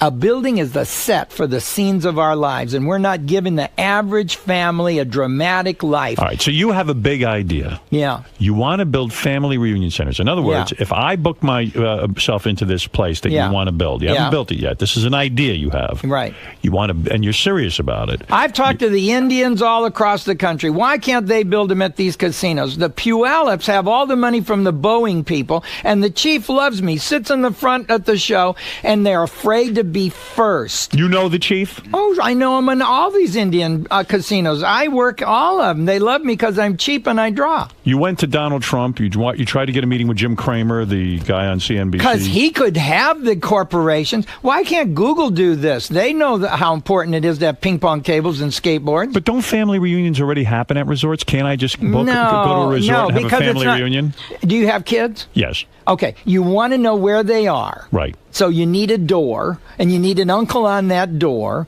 And then if you do it in a park, you're always watching to see where in the hell the kids are. And then there's bugs, and you're outside, and there's strangers. You need a secure area. Think how much fun it would be to drink at the same place you're going to sleep. 40 doors. Isn't that a cute name? 10 doors on each wall. We had our reunion at 40 doors. Now, I work the Midwest. I know it don't sound good. Did you understand this, Robin? In other words, there's going to be 40 doors, and you're all going to be connected. Understand. To this big room. They just all open on the same, let's say, courtyard. And you don't need a bathroom, because the fun of it is taking a shower with all the boys in the hockey-type dressing room. And you're the kidding. girl, You're going to turn it into like a camp.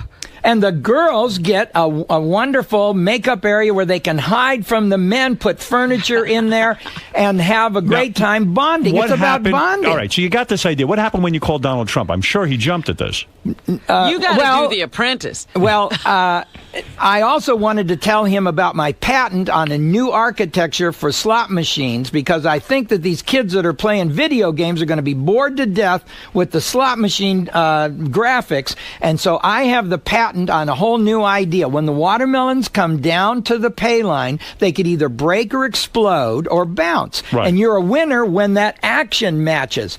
Now, because you like girls with their bras off, say that these naked chicks are coming down with on parachutes, and when they land, their tits go all the way to their feet, or just to their waist, or they fall off completely and bounce. Now, did you pitch this to Donald Trump? Did you get a meeting No, with he him? wouldn't. I had an appointment, and they called me and said the person who made the appointment was a temporary. Do you believe that lie? He was What a temporary lie. after that. How stupid to let a temporary. Only Spitzer was dumber. Why did he handle his own phone call?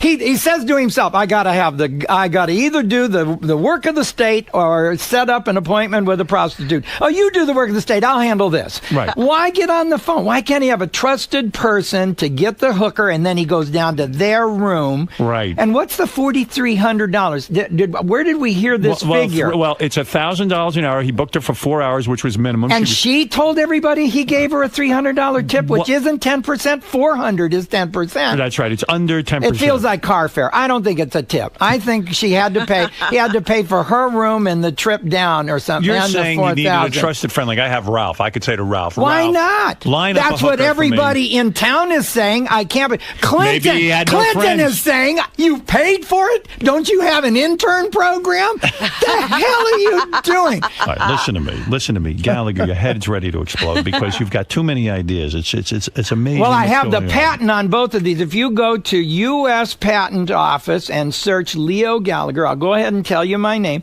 You'll see both of my patents there. I want to tell them because I think I should go to the Maloof brothers as my advisor, Howard. Don't you think the Maloofs are the better person to go to instead of They Donald? might have you locked up. You never know. Well, you got to be careful. No. Yes, go to the because Maloof they want brothers, it. They're then. young. You got to go with someone who's going to listen to these ideas. Didn't you try to get a meeting with Al Gore, the former vice president of the United States? Yes. What went wrong there? Well, his secretary of appointments doesn't know who I am, and I wanted to. You've seen my Uncle Earth thing, haven't you? It's up on YouTube and MySpace now. But the whole world can see it. I made my face up like the Earth, and I was an ocean. My nose was a volcano, and my ears were mountain ranges, and I had a polar cap. Amazing. And my eye was the eye of a hurricane, and I spoke for the Earth. See, this is what the kids would listen to. Al did some boring thing in the suit with a PowerPoint presentation. That's okay, but So you tried to meet with Al Gore to suggest how to be more showbiz. and also his next flow. He needs to talk about the subatomic particles next because he's become the father professor of the world. What are subatomic particles? Of course, I know, but I explain just to was the at the audience. Consumer Electronics Convention in Las Vegas, and people that work for electronics companies don't know the difference between an electron and a photon. Assholes. I would ask them. Right. Well, you need to know this if you're getting a CAT scan laughing at Howard. or a Oh, PET I see. scan. Well, let me tell you. If you're getting these rays into your breast in a breast exam, you need to know whether or not they could give you cancer, looking for cancer. Uh-oh, Dice Clay's on the phone. He's mad because he doesn't like what you said. What is it, Dice? Hey, bald fuck. Uh-oh. Hey, you big bald fuck. Uh-oh. You want to say something about me now, huh? Yeah, I'll remember the joke that that you used when I told you. I said, "Hey, everybody in this club knows that this is my joke. You can continue to do it if you want to." Didn't I say that? You're talking to fucking me. How do you like that? Tough guy. Wow, you've really... Is that a guy doing an impression? It's probably a recording. Now, Howard, everybody used to come in here and talk about the kind of money that Gallagher was making on the road. Are you an extremely wealthy man? Gallagher, tell the ladies, are you an extremely wealthy man? They want to know. Yeah. You are.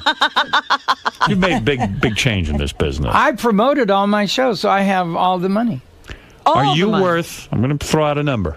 Yeah. $20 million? No.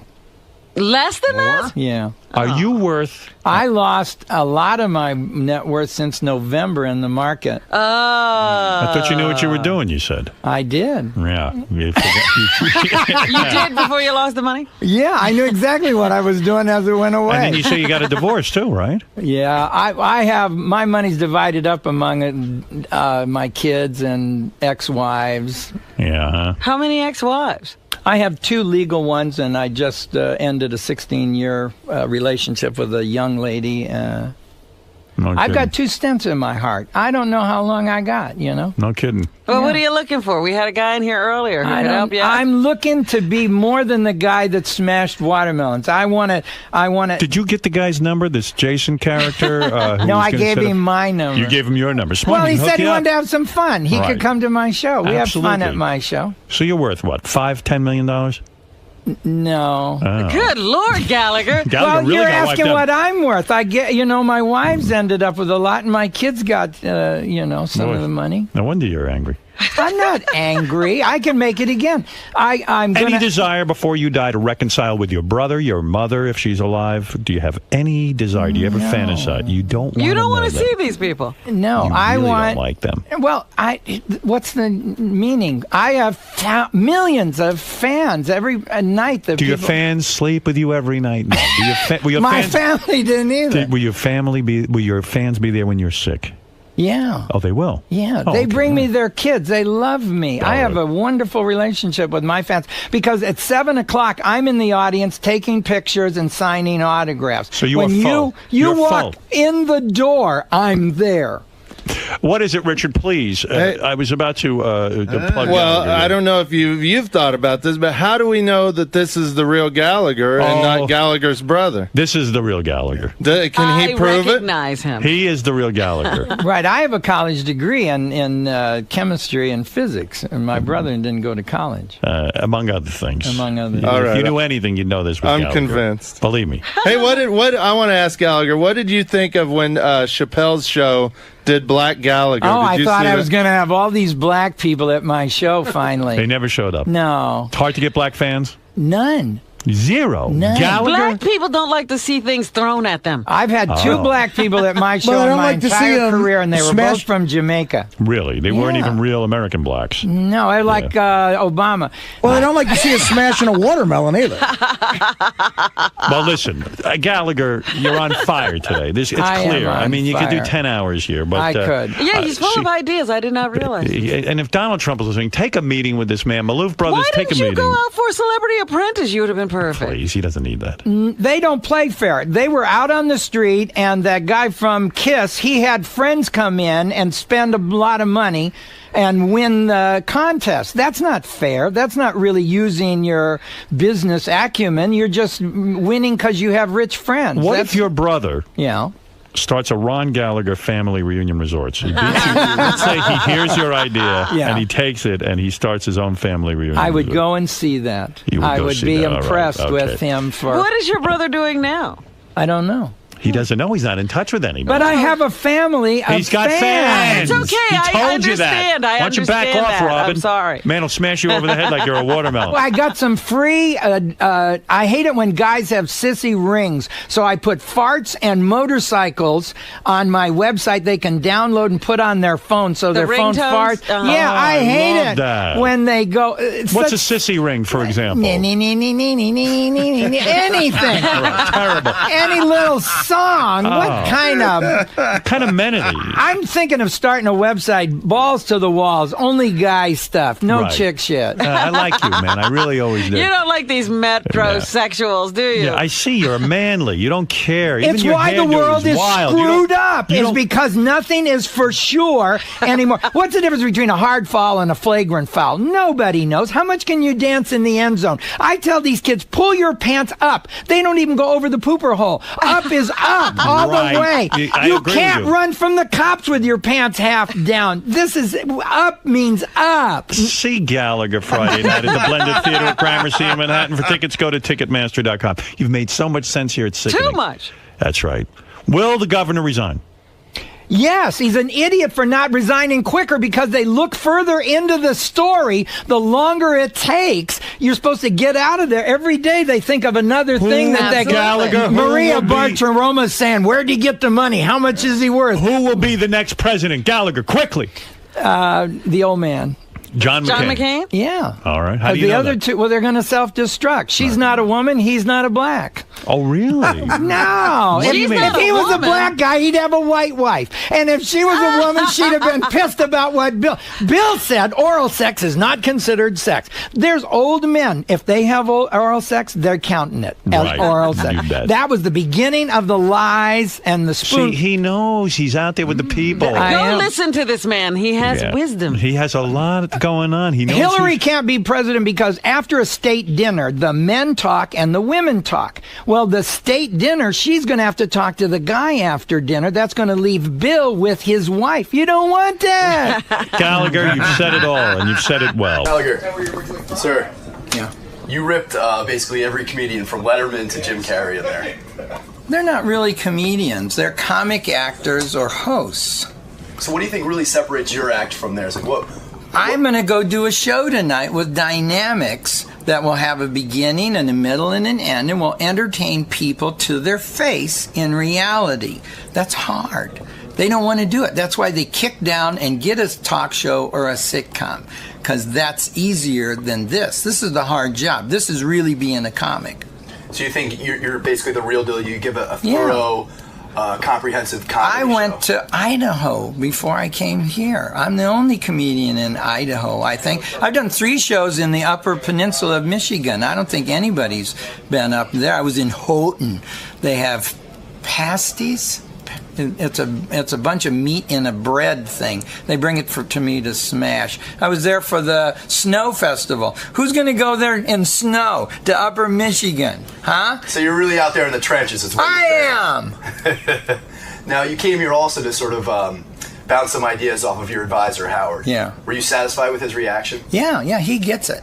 He gets it. Now, did it give you a little bit further direction as he tweaked some of your ideas? Well, I think they're going to call into the show, and that's what's going to make the ideas happen now. We're going to affect the world. I think radio is the best when it helps a community to be together, just like the internet does. It's a billboard, and you have to come up with the party ideas. You have to say, we're pitching a party, would you like to come, leave your name? And then they join in. That's what radio is all about. It brings people together. And this place is truly the pinnacle of that. Can't get any higher than Howard. All right. Well, thanks for stopping by, Gallagher.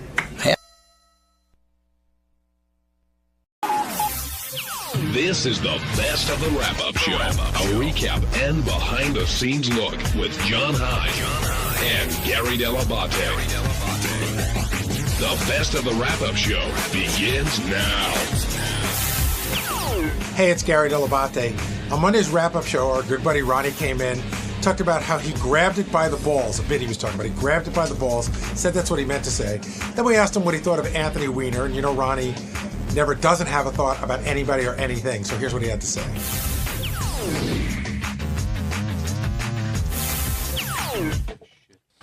What's the matter, Ronnie? Nothing. I was told I had to come down and bail out the wrap-up show. You don't have to do anything. That's what I was told. Bail out the wrap-up That's show? right. Me and Jason have to bail out the wrap-up show. So you saved the segment last week, and now you're saving the wrap-up show today. Right. You know, I just wanted to grab this show by the balls and just run with it. Yeah. Now, Ronnie, is that what you were trying to say, or were you trying a different expression, or do you use that expression a lot? What? You were explaining how you saved the show last week, and you said you took the situation. I was explaining how I saved the show? Yeah, that segment with the hottest chick, biggest fan. I just said the girl was upset. I didn't say I was saving the show. So, but you said that you grabbed it by the balls and took care of things. That's what I said? That's your quote. Okay, so that's what I said. Did you mean to say something else? No. You didn't mean to say grab the bull by the horns? No. Okay. I know what I was saying. I'm not stupid.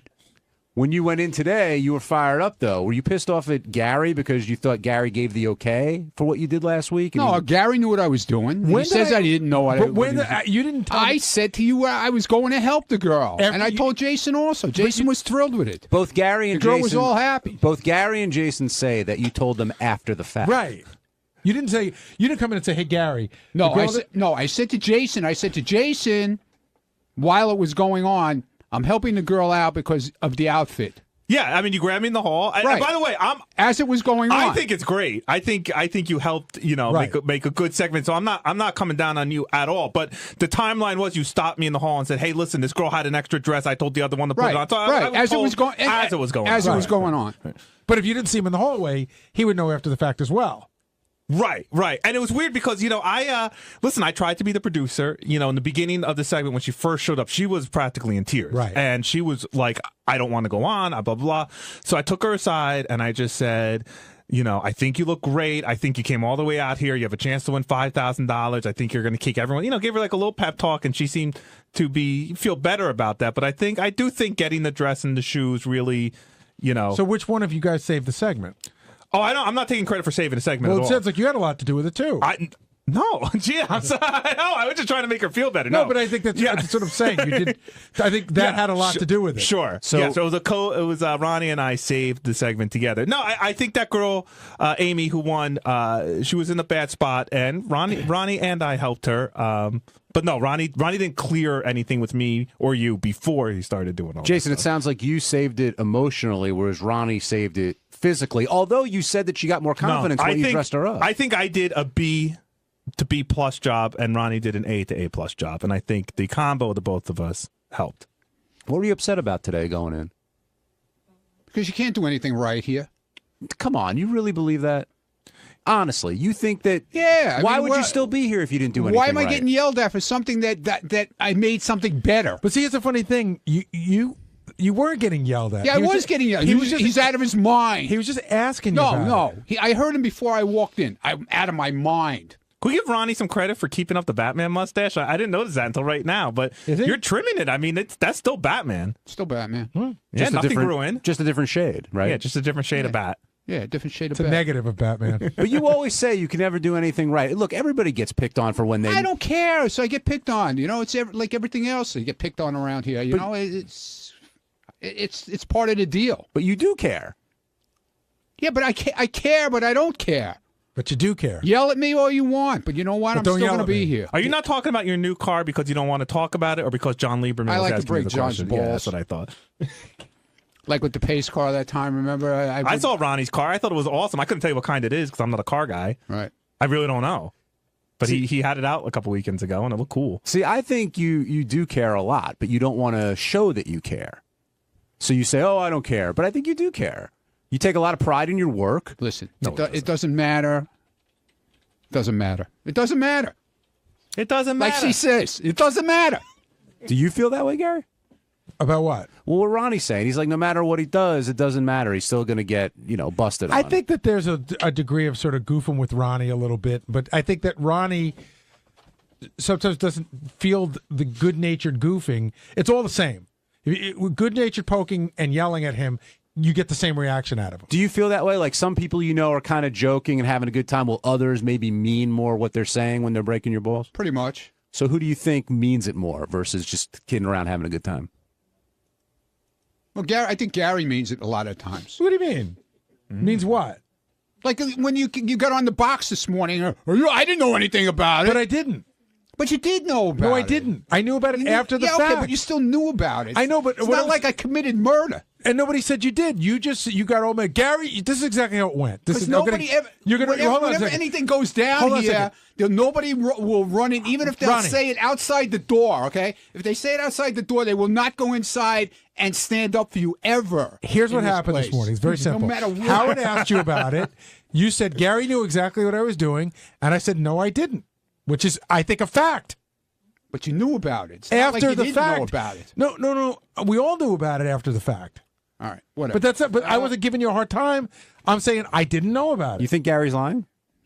No, I don't. I'm not saying he's lying, but he did know about it. He doesn't have your back at one point. At some point. Gary just didn't have your back. I mean, that's what you're saying. Right. Like, Gary could have easily put the fire out by saying, yeah, Howard, I was on top of it. But that's like sort of good-natured ball busting. But it also makes me look bad when Howard's giving you a hard time about something, and you what you really did is you threw it back on me. So where's my back? You're like, Gary knew, like hot potato. Ronnie, where do you come down on? Could you vote for Anthony Weiner after hearing all about this? Definitely. Why? Why not? What did he do wrong? Well, it's not nothing about his political career. He did something wrong, and then he said he's never going to do it again, and then he did it again. Yeah, but he's hanging out with chicks. What's wrong with that? Well, he's married and he's got an infant. Well, he's an idiot for that, but I mean, it's got nothing to do with his. When he was in office, supposedly he was a great guy. He did a lot of good for people. I thought he was a very good politician, but I will say this: people there's no way he can get elected. They have videotape of Marion Barry smoking crack, and he became mayor of Washington again. I think he can crack, got his job back. I think he can get elected. I absolutely do. Well, the thing is, the thing that most people don't understand is that unless somebody gets 40% of the vote, which it doesn't look like anybody's going to get, it's a runoff. All he has to do is come in second. Yep. Now he comes in second against this probably Christine Quinn.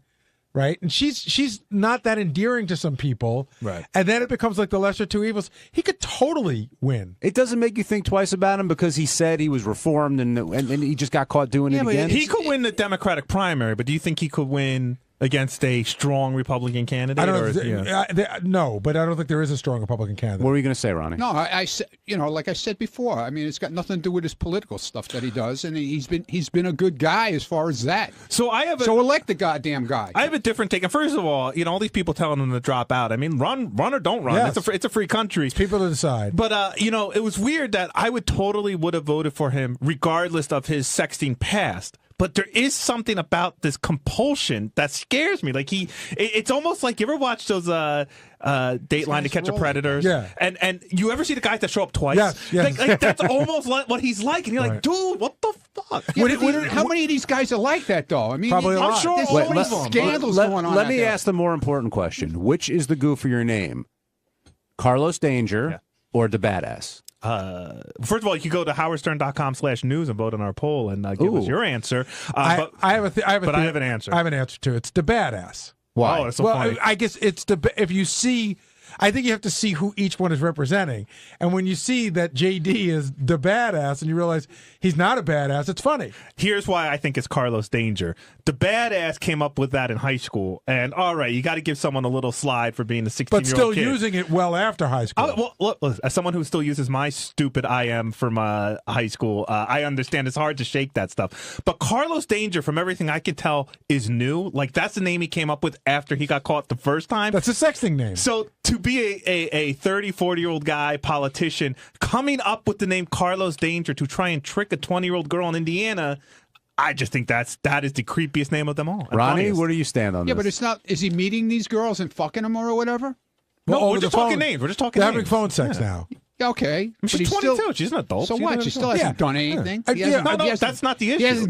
He hasn't raped. No one's accusing him of raping. Yeah, no one's accusing him of anything. It's a lack of judgment. Did you hear the teacher? The teacher had a great thing. She said, if I did what you did, I'd be fired. So why am I supposed to vote for you? Like, it's not illegal to invite only female interns to your parties. It's just wrong.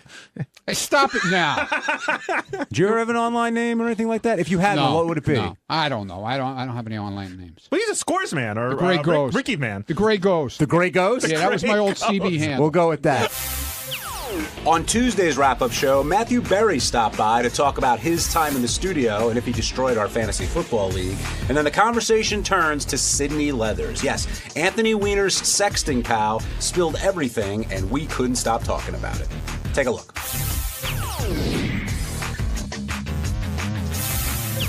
Will is the former commissioner of our fantasy league, and as it came up on the interview today, part of the reason he's not commissioner anymore is because of Matthew, who's sitting to my right, and just it's a lot of work putting together a league, which Will also, always does on the weekends and during our off time. Yes. But there's a lot of headaches that come with it, and now Jason has become the acting commissioner. Now, what does that mean, by the way? Somebody said he's the acting commissioner? Yeah, he pretends to be the commissioner. But who's going to be the commissioner? Jason, because nobody else wants to do it. And also, I heard that he was lobbying for this, Gary, a long time ago. I got a note this morning that said the same thing, that he'd been lobbying for this since last November. So, yeah, it's not an enviable position. It's true. He's an asshole.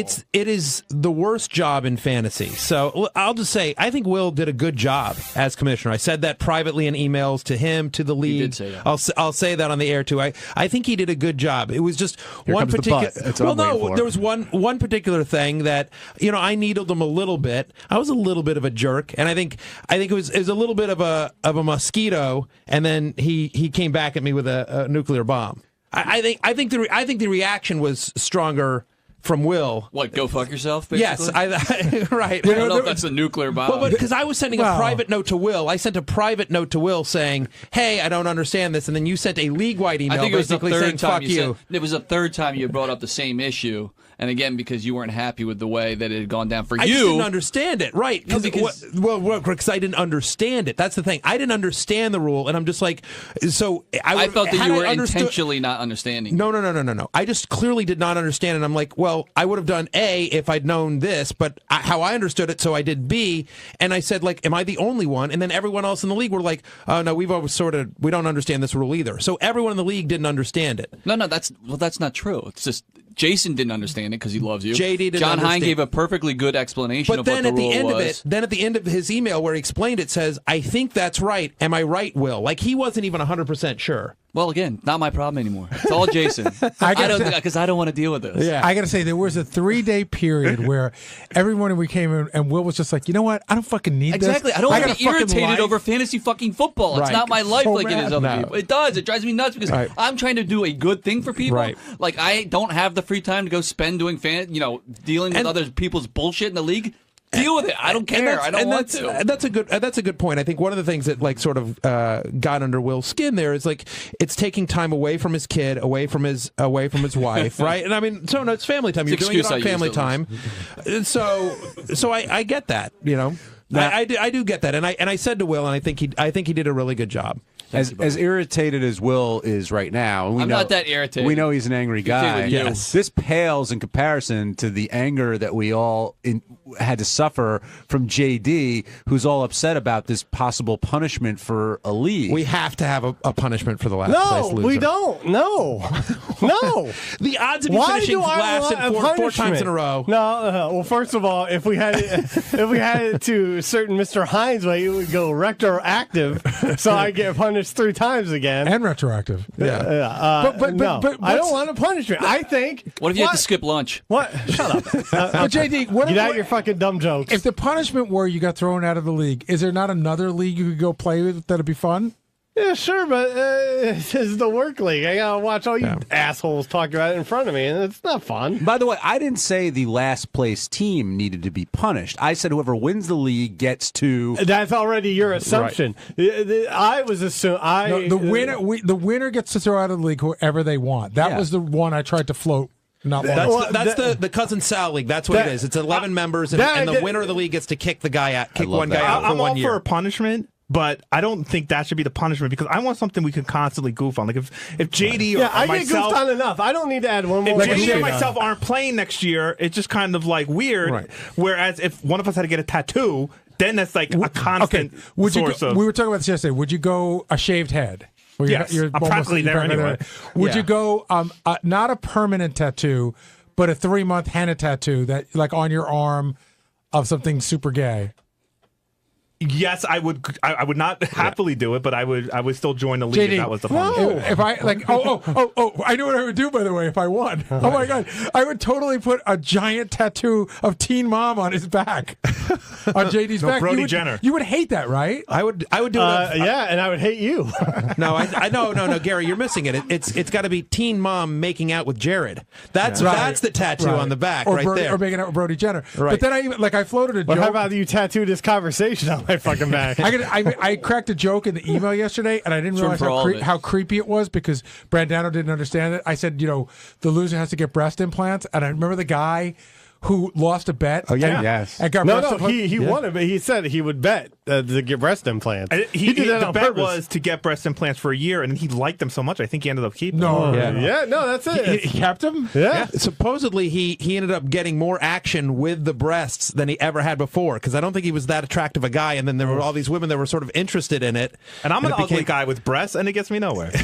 What are you going to do? But like, it doesn't have to be that extreme. Like in the book, there's a bunch of punishments of various leagues. There's a league where everyone gets to throw tomatoes at the guy for a minute. That's like, awesome. Just for 1 minute, like everyone in the league just throws tomatoes at the loser. Like that.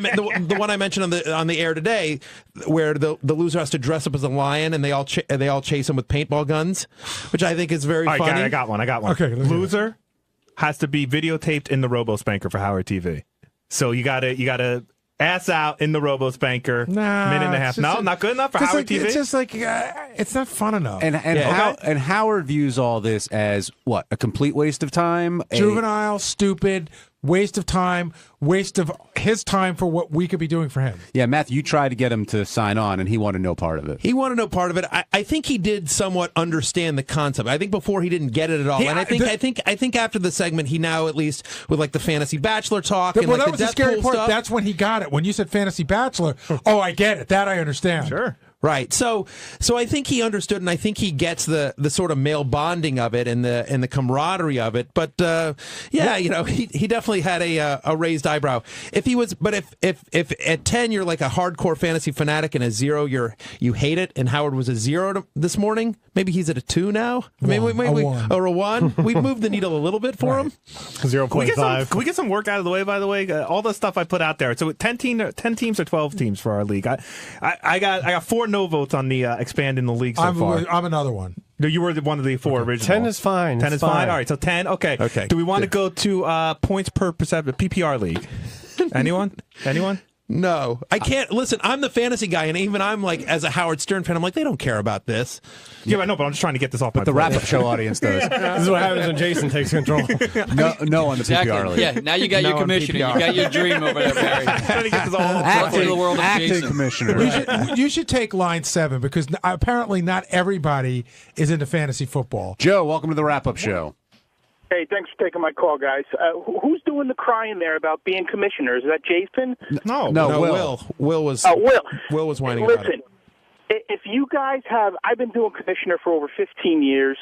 I run a website for fantasy sports. By the way, Matt, all the accolades you get is well worth it. I've known you since you were the talented Mr. Roto. But if you got good rules, being a commissioner is not a big deal. The league will run itself. So. Yeah, we tweaked the rules a little bit, no doubt about it. But I thought they were for the better. I think most people liked actually the way the rules were. But, No, after the whole dust-up that we were talking about, the rules got changed a little bit, and I think everyone was happy. Yeah, I mean, you're probably right. So it ultimately ended up working out. And Will and I became closer. Listen, we're Cuse boys. We're Cuse boys. We can never be enemies. Boys. That's very true. But that was another thing that Will was getting really irritated about when Jerry O'Connell was in the league. I was trying to explain to Howard today.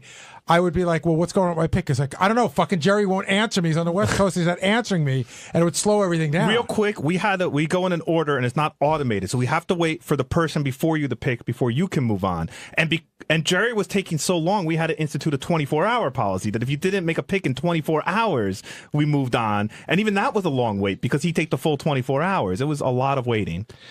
Scott Salem felt he was misrepresented today on the show. That's another thing I was going to talk about. So what do we give? 3 minutes, 4 minutes, 5 minutes per pick? Yeah. If you need the full 5 minutes in the first round, there's something wrong with you, right? One stat I wanted to bring up, but I thought it would just be too sort of nerdy for Howard's audience, but it's hilarious. So last year, Scott Salem had Calvin Johnson, literally the best wide receiver in the NFL, and he led the NFL in targets last year. So he got the best NFL wide receiver, got the most throws to him, and yet he was tackled at the 1 yard line 5 times. Most in the NFL, he was tackled inside the opponent's 5 yard line 8 times. So it's just like, you want to talk about back cloud. He got more targets last year than the year before, and yet he went from 16 touchdowns to 5. Didn't they take away a touchdown from him too? A very controversial call where they said it wasn't a completion of a catch or something like that? That was 2 years ago. That was 2 years ago against the Bears. But yeah, I mean, I wanted to do that stat because I thought it was a perfect Scott the Engineer stat, but I figured that would I think he had glaze Chris over. Johnson too the year like that. He kind of shit the bed. Like that whole thing started. He's totally the black cloud. Do you think that we all have bad players, or that we just notice Scots because they're Scots? I think part of it is noticing Scots because they're Scots, but part of it, the thing that drives me crazy is exactly what you brought up. As fun as the draft is, it can get long. And when you're taking the full 5 minutes, 3 minutes every single time, and then you make a shitty pick on top of it, it's like you want to kill yourself. Well, and the other thing is that Jason always elbows me, is Scott comes with this thing of papers, which gets out of order after the first time he looks at them. So you're like, hey, it's time to pick a tight end. And you see, pick a paper. He picks one up, he walks to the board, wrong piece of paper, puts it down, goes back. A lot of right. Sometimes he'll put down the paper. He'll put down the paper. You'll go up to the stickers and you'll forget your player when you're searching through the stickers. Not true. Uh, And you have to go back to some. And then Scott can't see, so he goes through every pile of stickers Yeah, the thing that drives me nuts with him is his research starts when he goes on the clock. Right. He's not like prepping when other people are going. Well, Scott explained that. He's too busy working That's on the right. show That's right. to start. That's funny because it looked like he was staring at the wall. The league has voted you most valuable douchebag for that comment. Thank you very much. Throwing the entire league under the bus. Maybe after the 10th round, I slow down a little on my picks. The first, It's just, Scott, it's just not true. It's not true. You're slow. not on the first. All right. Half a round. Well, this brings up a good thing, which as long as we got have 90 most of the- seconds, and I use all of it, Right. whatever Well, we have. now that we I'm have- allowed that time. I don't go over the time limit. I'm too busy eating pizza that he brings or White Castle, whatever Jason It's like brings. when you're watching the NFL draft and the team you know they're going to take, Right. and they take all the All the time time. just for the sake of taking Right, it. like the worst thing is when the team with the top draft pick uses the full 15 minutes. Yeah. You had 9 months to right. fucking think about this. I do. There's in the book. There's actually a whole thing called "That Guy." Like, don't be that guy. And there's a couple of them where Scott is literally that guy. It's one of those things. Well, if you don't like me then, wait till this year. Bring it on. I'm all for it. But here's what I was going to say is since we have a lot of the league here, one of the issues is draft day. And so last year we did the draft at a conference room here at Sirius. And so I would suggest, because draft day is such a great moment, let's do this somewhere. Let's do this somewhere fun. I don't care. I don't care where it is, whether it's a bar, whether it's a restaurant, call up Lonnie. I don't know, whatever you guys want to do. Have some, do it. Let's do it somewhere fun. Make a big event. And if you want, invite the public because they'll see what we're talking about with Scott. We're talking about all of this. Don't worry. We're talking about all of this.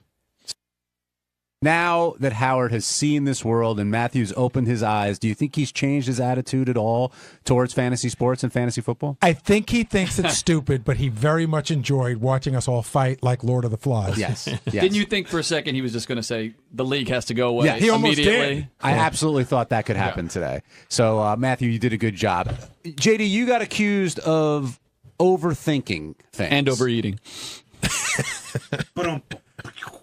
Do you feel that you overthink not just the fantasy draft, but life in general? Are you overthinking too much? Yeah, a little bit. What are you pointing to? ICP walking through the hallways. I was the one that brought that up, and my feeling is that what JD does draft-wise, I think, happens in his own life, which is he just gets in his own way too much. I honestly think a lot of times JD's his own worst enemy. Oh, I agree with that. But you did win the league once, so you should feel that you okay. can do it. You know what, again. John? All right, okay. Are you letting me have my victory now? Because every time I bring it up, you're like, I gave you that victory. What are you talking about? You're such an But wait a asshole. second, he beat me that year. So how did he give it to you? How did you give it to him? Well, I gave him LaDainian Tomlinson and a couple other guys, but in a trade that favored him, I think. No. I gave you LaDainian Tomlinson. You gave me Steven Jackson. Oh, right. I gave you Steven Jackson. And something else. Well, anyway, but kidding aside, you won the league, so that means you can do it. Yeah, well, yeah, I'd like to do it again, but it doesn't help when you lose 3 times in a row. And I got you nagging in my ear like, I gave you that victory. I gave you that victory. Well, I did. But you have to block it out. You just have to have the confidence. You're like, I've won this league before. I can win it again. There's no way I'm losing last place 4 years in a row. You should be all in on this punishment. No. And you should be, I'm all in on this punishment. I'm going to do everything possible to make sure John Hine gets this punishment. What's the punishment? We have to figure that out, Benji. And you would be great to come up with what this is. We have to figure out what the last place you have to should fuck do. me, JD. One last question. How difficult is it to lose 4 years in a row? It's It's almost years. statistically impossible. It's almost as hard as it is to win 4 years in a row, right? To win. I think it's harder to lose to finish last 3 years in a row than it is to win 3 years in a row. I actually think that's harder to do. Wow. All right, let's move on to another fantasy, if you will, with Sydney Leathers coming in today. And this one, Gary, I don't know. There was mixed reaction to her in terms of, is she making the most of the moment, and was she a victim here, or is she taking advantage of the situation? This is my personal opinion on it. She's not a victim. She's totally taking advantage of the moment. So what? She came in and she told us everything. And, listen, he's going to do that shit and expect that no one's going to talk about it, then he's out of his mind. And I have been sort of supportive. I'm like, let the people vote. Live and let live. If they don't like him, whatever, he's a good politician. But when you start to hear the transcripts and then you start to hear her talking, it's very obvious, by the way. I think somebody in the office said it. This is a compulsion. Like, this is beyond just a horny guy. because of the coming 5 times, because of the multiple. Well, because he can't stop doing it when he knows that continuing to do is going to wreck what he loves to do besides doing this, because of how involved he is with her. And I do believe that they're by the end of in 6 months we're going to find out that he was coming 15 times a day with 3 different chicks. Robin asked a great question. Sorry, Jason. Robin asked a great question, which was, in his mind, is this his way of having a little fun but not cheating? Like, does this not cross the line? Probably, but it doesn't cross his line. Does it cross your line? Here's the line that I put up. If my wife knew I was doing it, would she be mad about it? And the answer is yes, so it has crossed the line. Yeah, it bulldozes through the line then, Jace. I think it's crossing the line, just the amount of time and effort he put into it. I mean, forget the sexting. That is like a major amount of time he's not spending with his family, so he could be on the phone with this girl or doing whatever. But it sounds like he's on for like a minute. It sounds like he spent 4 minutes in a day. I don't know, man. There was a lot of thoughts in those emails. Right. It just seems like he's very involved. But I was comparing it the other day to the Chris Hansen To Catch a Predator series, because sometimes you see guys show up twice. Like, they get caught twice. And I always think, wow, that's like a real compulsion. That means you can't help yourself. And that's kind of what this reminds me of. And is it all about being worshipped? That's what she said. That's really what he's looking for. Like, he just wants someone fawning all over him and thinking he's the man. No, I think he just wants to get off. But it was how he got off. That's true. It was it was a lot of deference to him. Howard said this. We were at a dinner once. Believe it or not, I'll just leave it at that. But Howard once said that he put it into words, and he said it today on the show. Also, it's like, and it really struck me, and it strikes me about food like this too. Like how much sex do you need? So to me that really struck me. It's like, it's not just the actual like hunger for sex. It's just like this, like you guys, the word compulsion. And because I know I do that with overeating. Like, I'm not hungry. I just want to stuff myself. I want to stuff myself. And I think that's the kind of feeling he has. Yeah, I used to think Sex Addiction was bullshit, but when I see guys like this, I don't think it's bullshit. Yeah, I get the sense that it's less about sex and more about ego. Sort of to your point, John, and what Benji's saying as well, right? Yeah, more about his ego. Why do you think she fell in love with him? I don't think she fell in love with him. I think it's a great thing to say.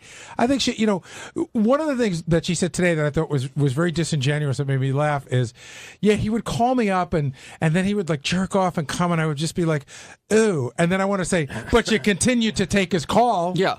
Like, ooh means like, ooh, don't fucking call me anymore. I'm not buying that ew either. But I think you're a 21-year-old girl. You got, a senator or whatever he was, texting you. I do think that as much as I hate to say like she was a child because a 21-year-old is an adult, I do think a young woman in that mindset could certainly get swept up in a older, more powerful man paying attention to her. I think she's got a little bit of what he's got going on as far as the hunger for fame. Gary, talk a little bit about the coverage that was going on outside of our compound. Well, there were a lot of people waiting for her downstairs. There were a lot of news crews and stuff. I didn't realize, Will and I talked about it last week. We weren't even sure it was going to happen. That Gina chick, she brings a lot of people to the show. So she's, she understands the power of the show.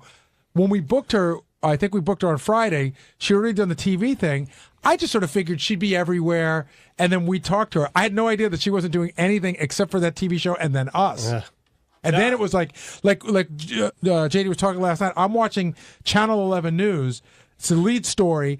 The guy starts by talking about she'll be on the Howard Stern show tomorrow. They're shooting in front of our building, and then he ends the story by, well, we'll see how this turns out when she talks to Howard Stern tomorrow. Yeah, it was on Entertainment Tonight. It was on CNN. It was everywhere. And CW11 was plugging it every hour that she's coming on the show. This is the biggest deal since Donna Rice recreated the photo on the cover of the New York Post and sat on Howard's lap. Do you think when she, as far as we know, like she gave the photos to that website, The Dirty, right? I think so. But she said anonymous at that point. Yeah. Was she already planning to be outed at that point, do you think, or hoping to be? I think if you're giving photos to a website called The Dirty... No, but she was... At that point, it was all blurred out, and she claims another website, which it did, that's how it played out on the web, like revealed her, like from the screenshot, from the blurred screenshots and everything. Why are you giving pictures to any website if you don't think there's a chance of being known? She says, and this is the part that I get a little... seems a little bit offensive to me, is like, it was... I think she might have really been sincere about, hey, this is not the guy that should be mayor, but I think she wanted it out there also that she was part of it. Yeah, I mean, I don't listen. It's offensive when there's a couple and you're married, and then one person comes and starts telling all the stories because you have a bond there. When two people are engaged in this kind of behavior, to me, it seems like all bets are off. Does he drop out now? You think? Will he think give so. in? I really do think Doug Goodstein was taking notes, and he really felt that there's no way he can make it through the end of the day based on what was said Well, today. he can't answer. I mean, if any reporter now is going to have a list of 30 questions based off today's show, I don't know how he's going to even talk about anything else. Do you think, okay, let's say his long-term goal is to be a respected figurehead, politician or something, a liberal figurehead. Is it better for him to stay in or get out at this point? I don't think you can even think about what's better for the long run. I think you just have to think about what's going on right now. Yeah. He's got no shot. I mean, no. I know he has no shot of winning mayor. I'm not even saying that. I'm just saying in terms of being respected. Right. I think he will be back. No, but here, Benji, think about this. Think about Clinton, right? And regardless of what you think, Clinton has a lot of political fans, people who think he was a great president. Regardless of where you fought, there are a lot of people that feel that, and yet still, however many years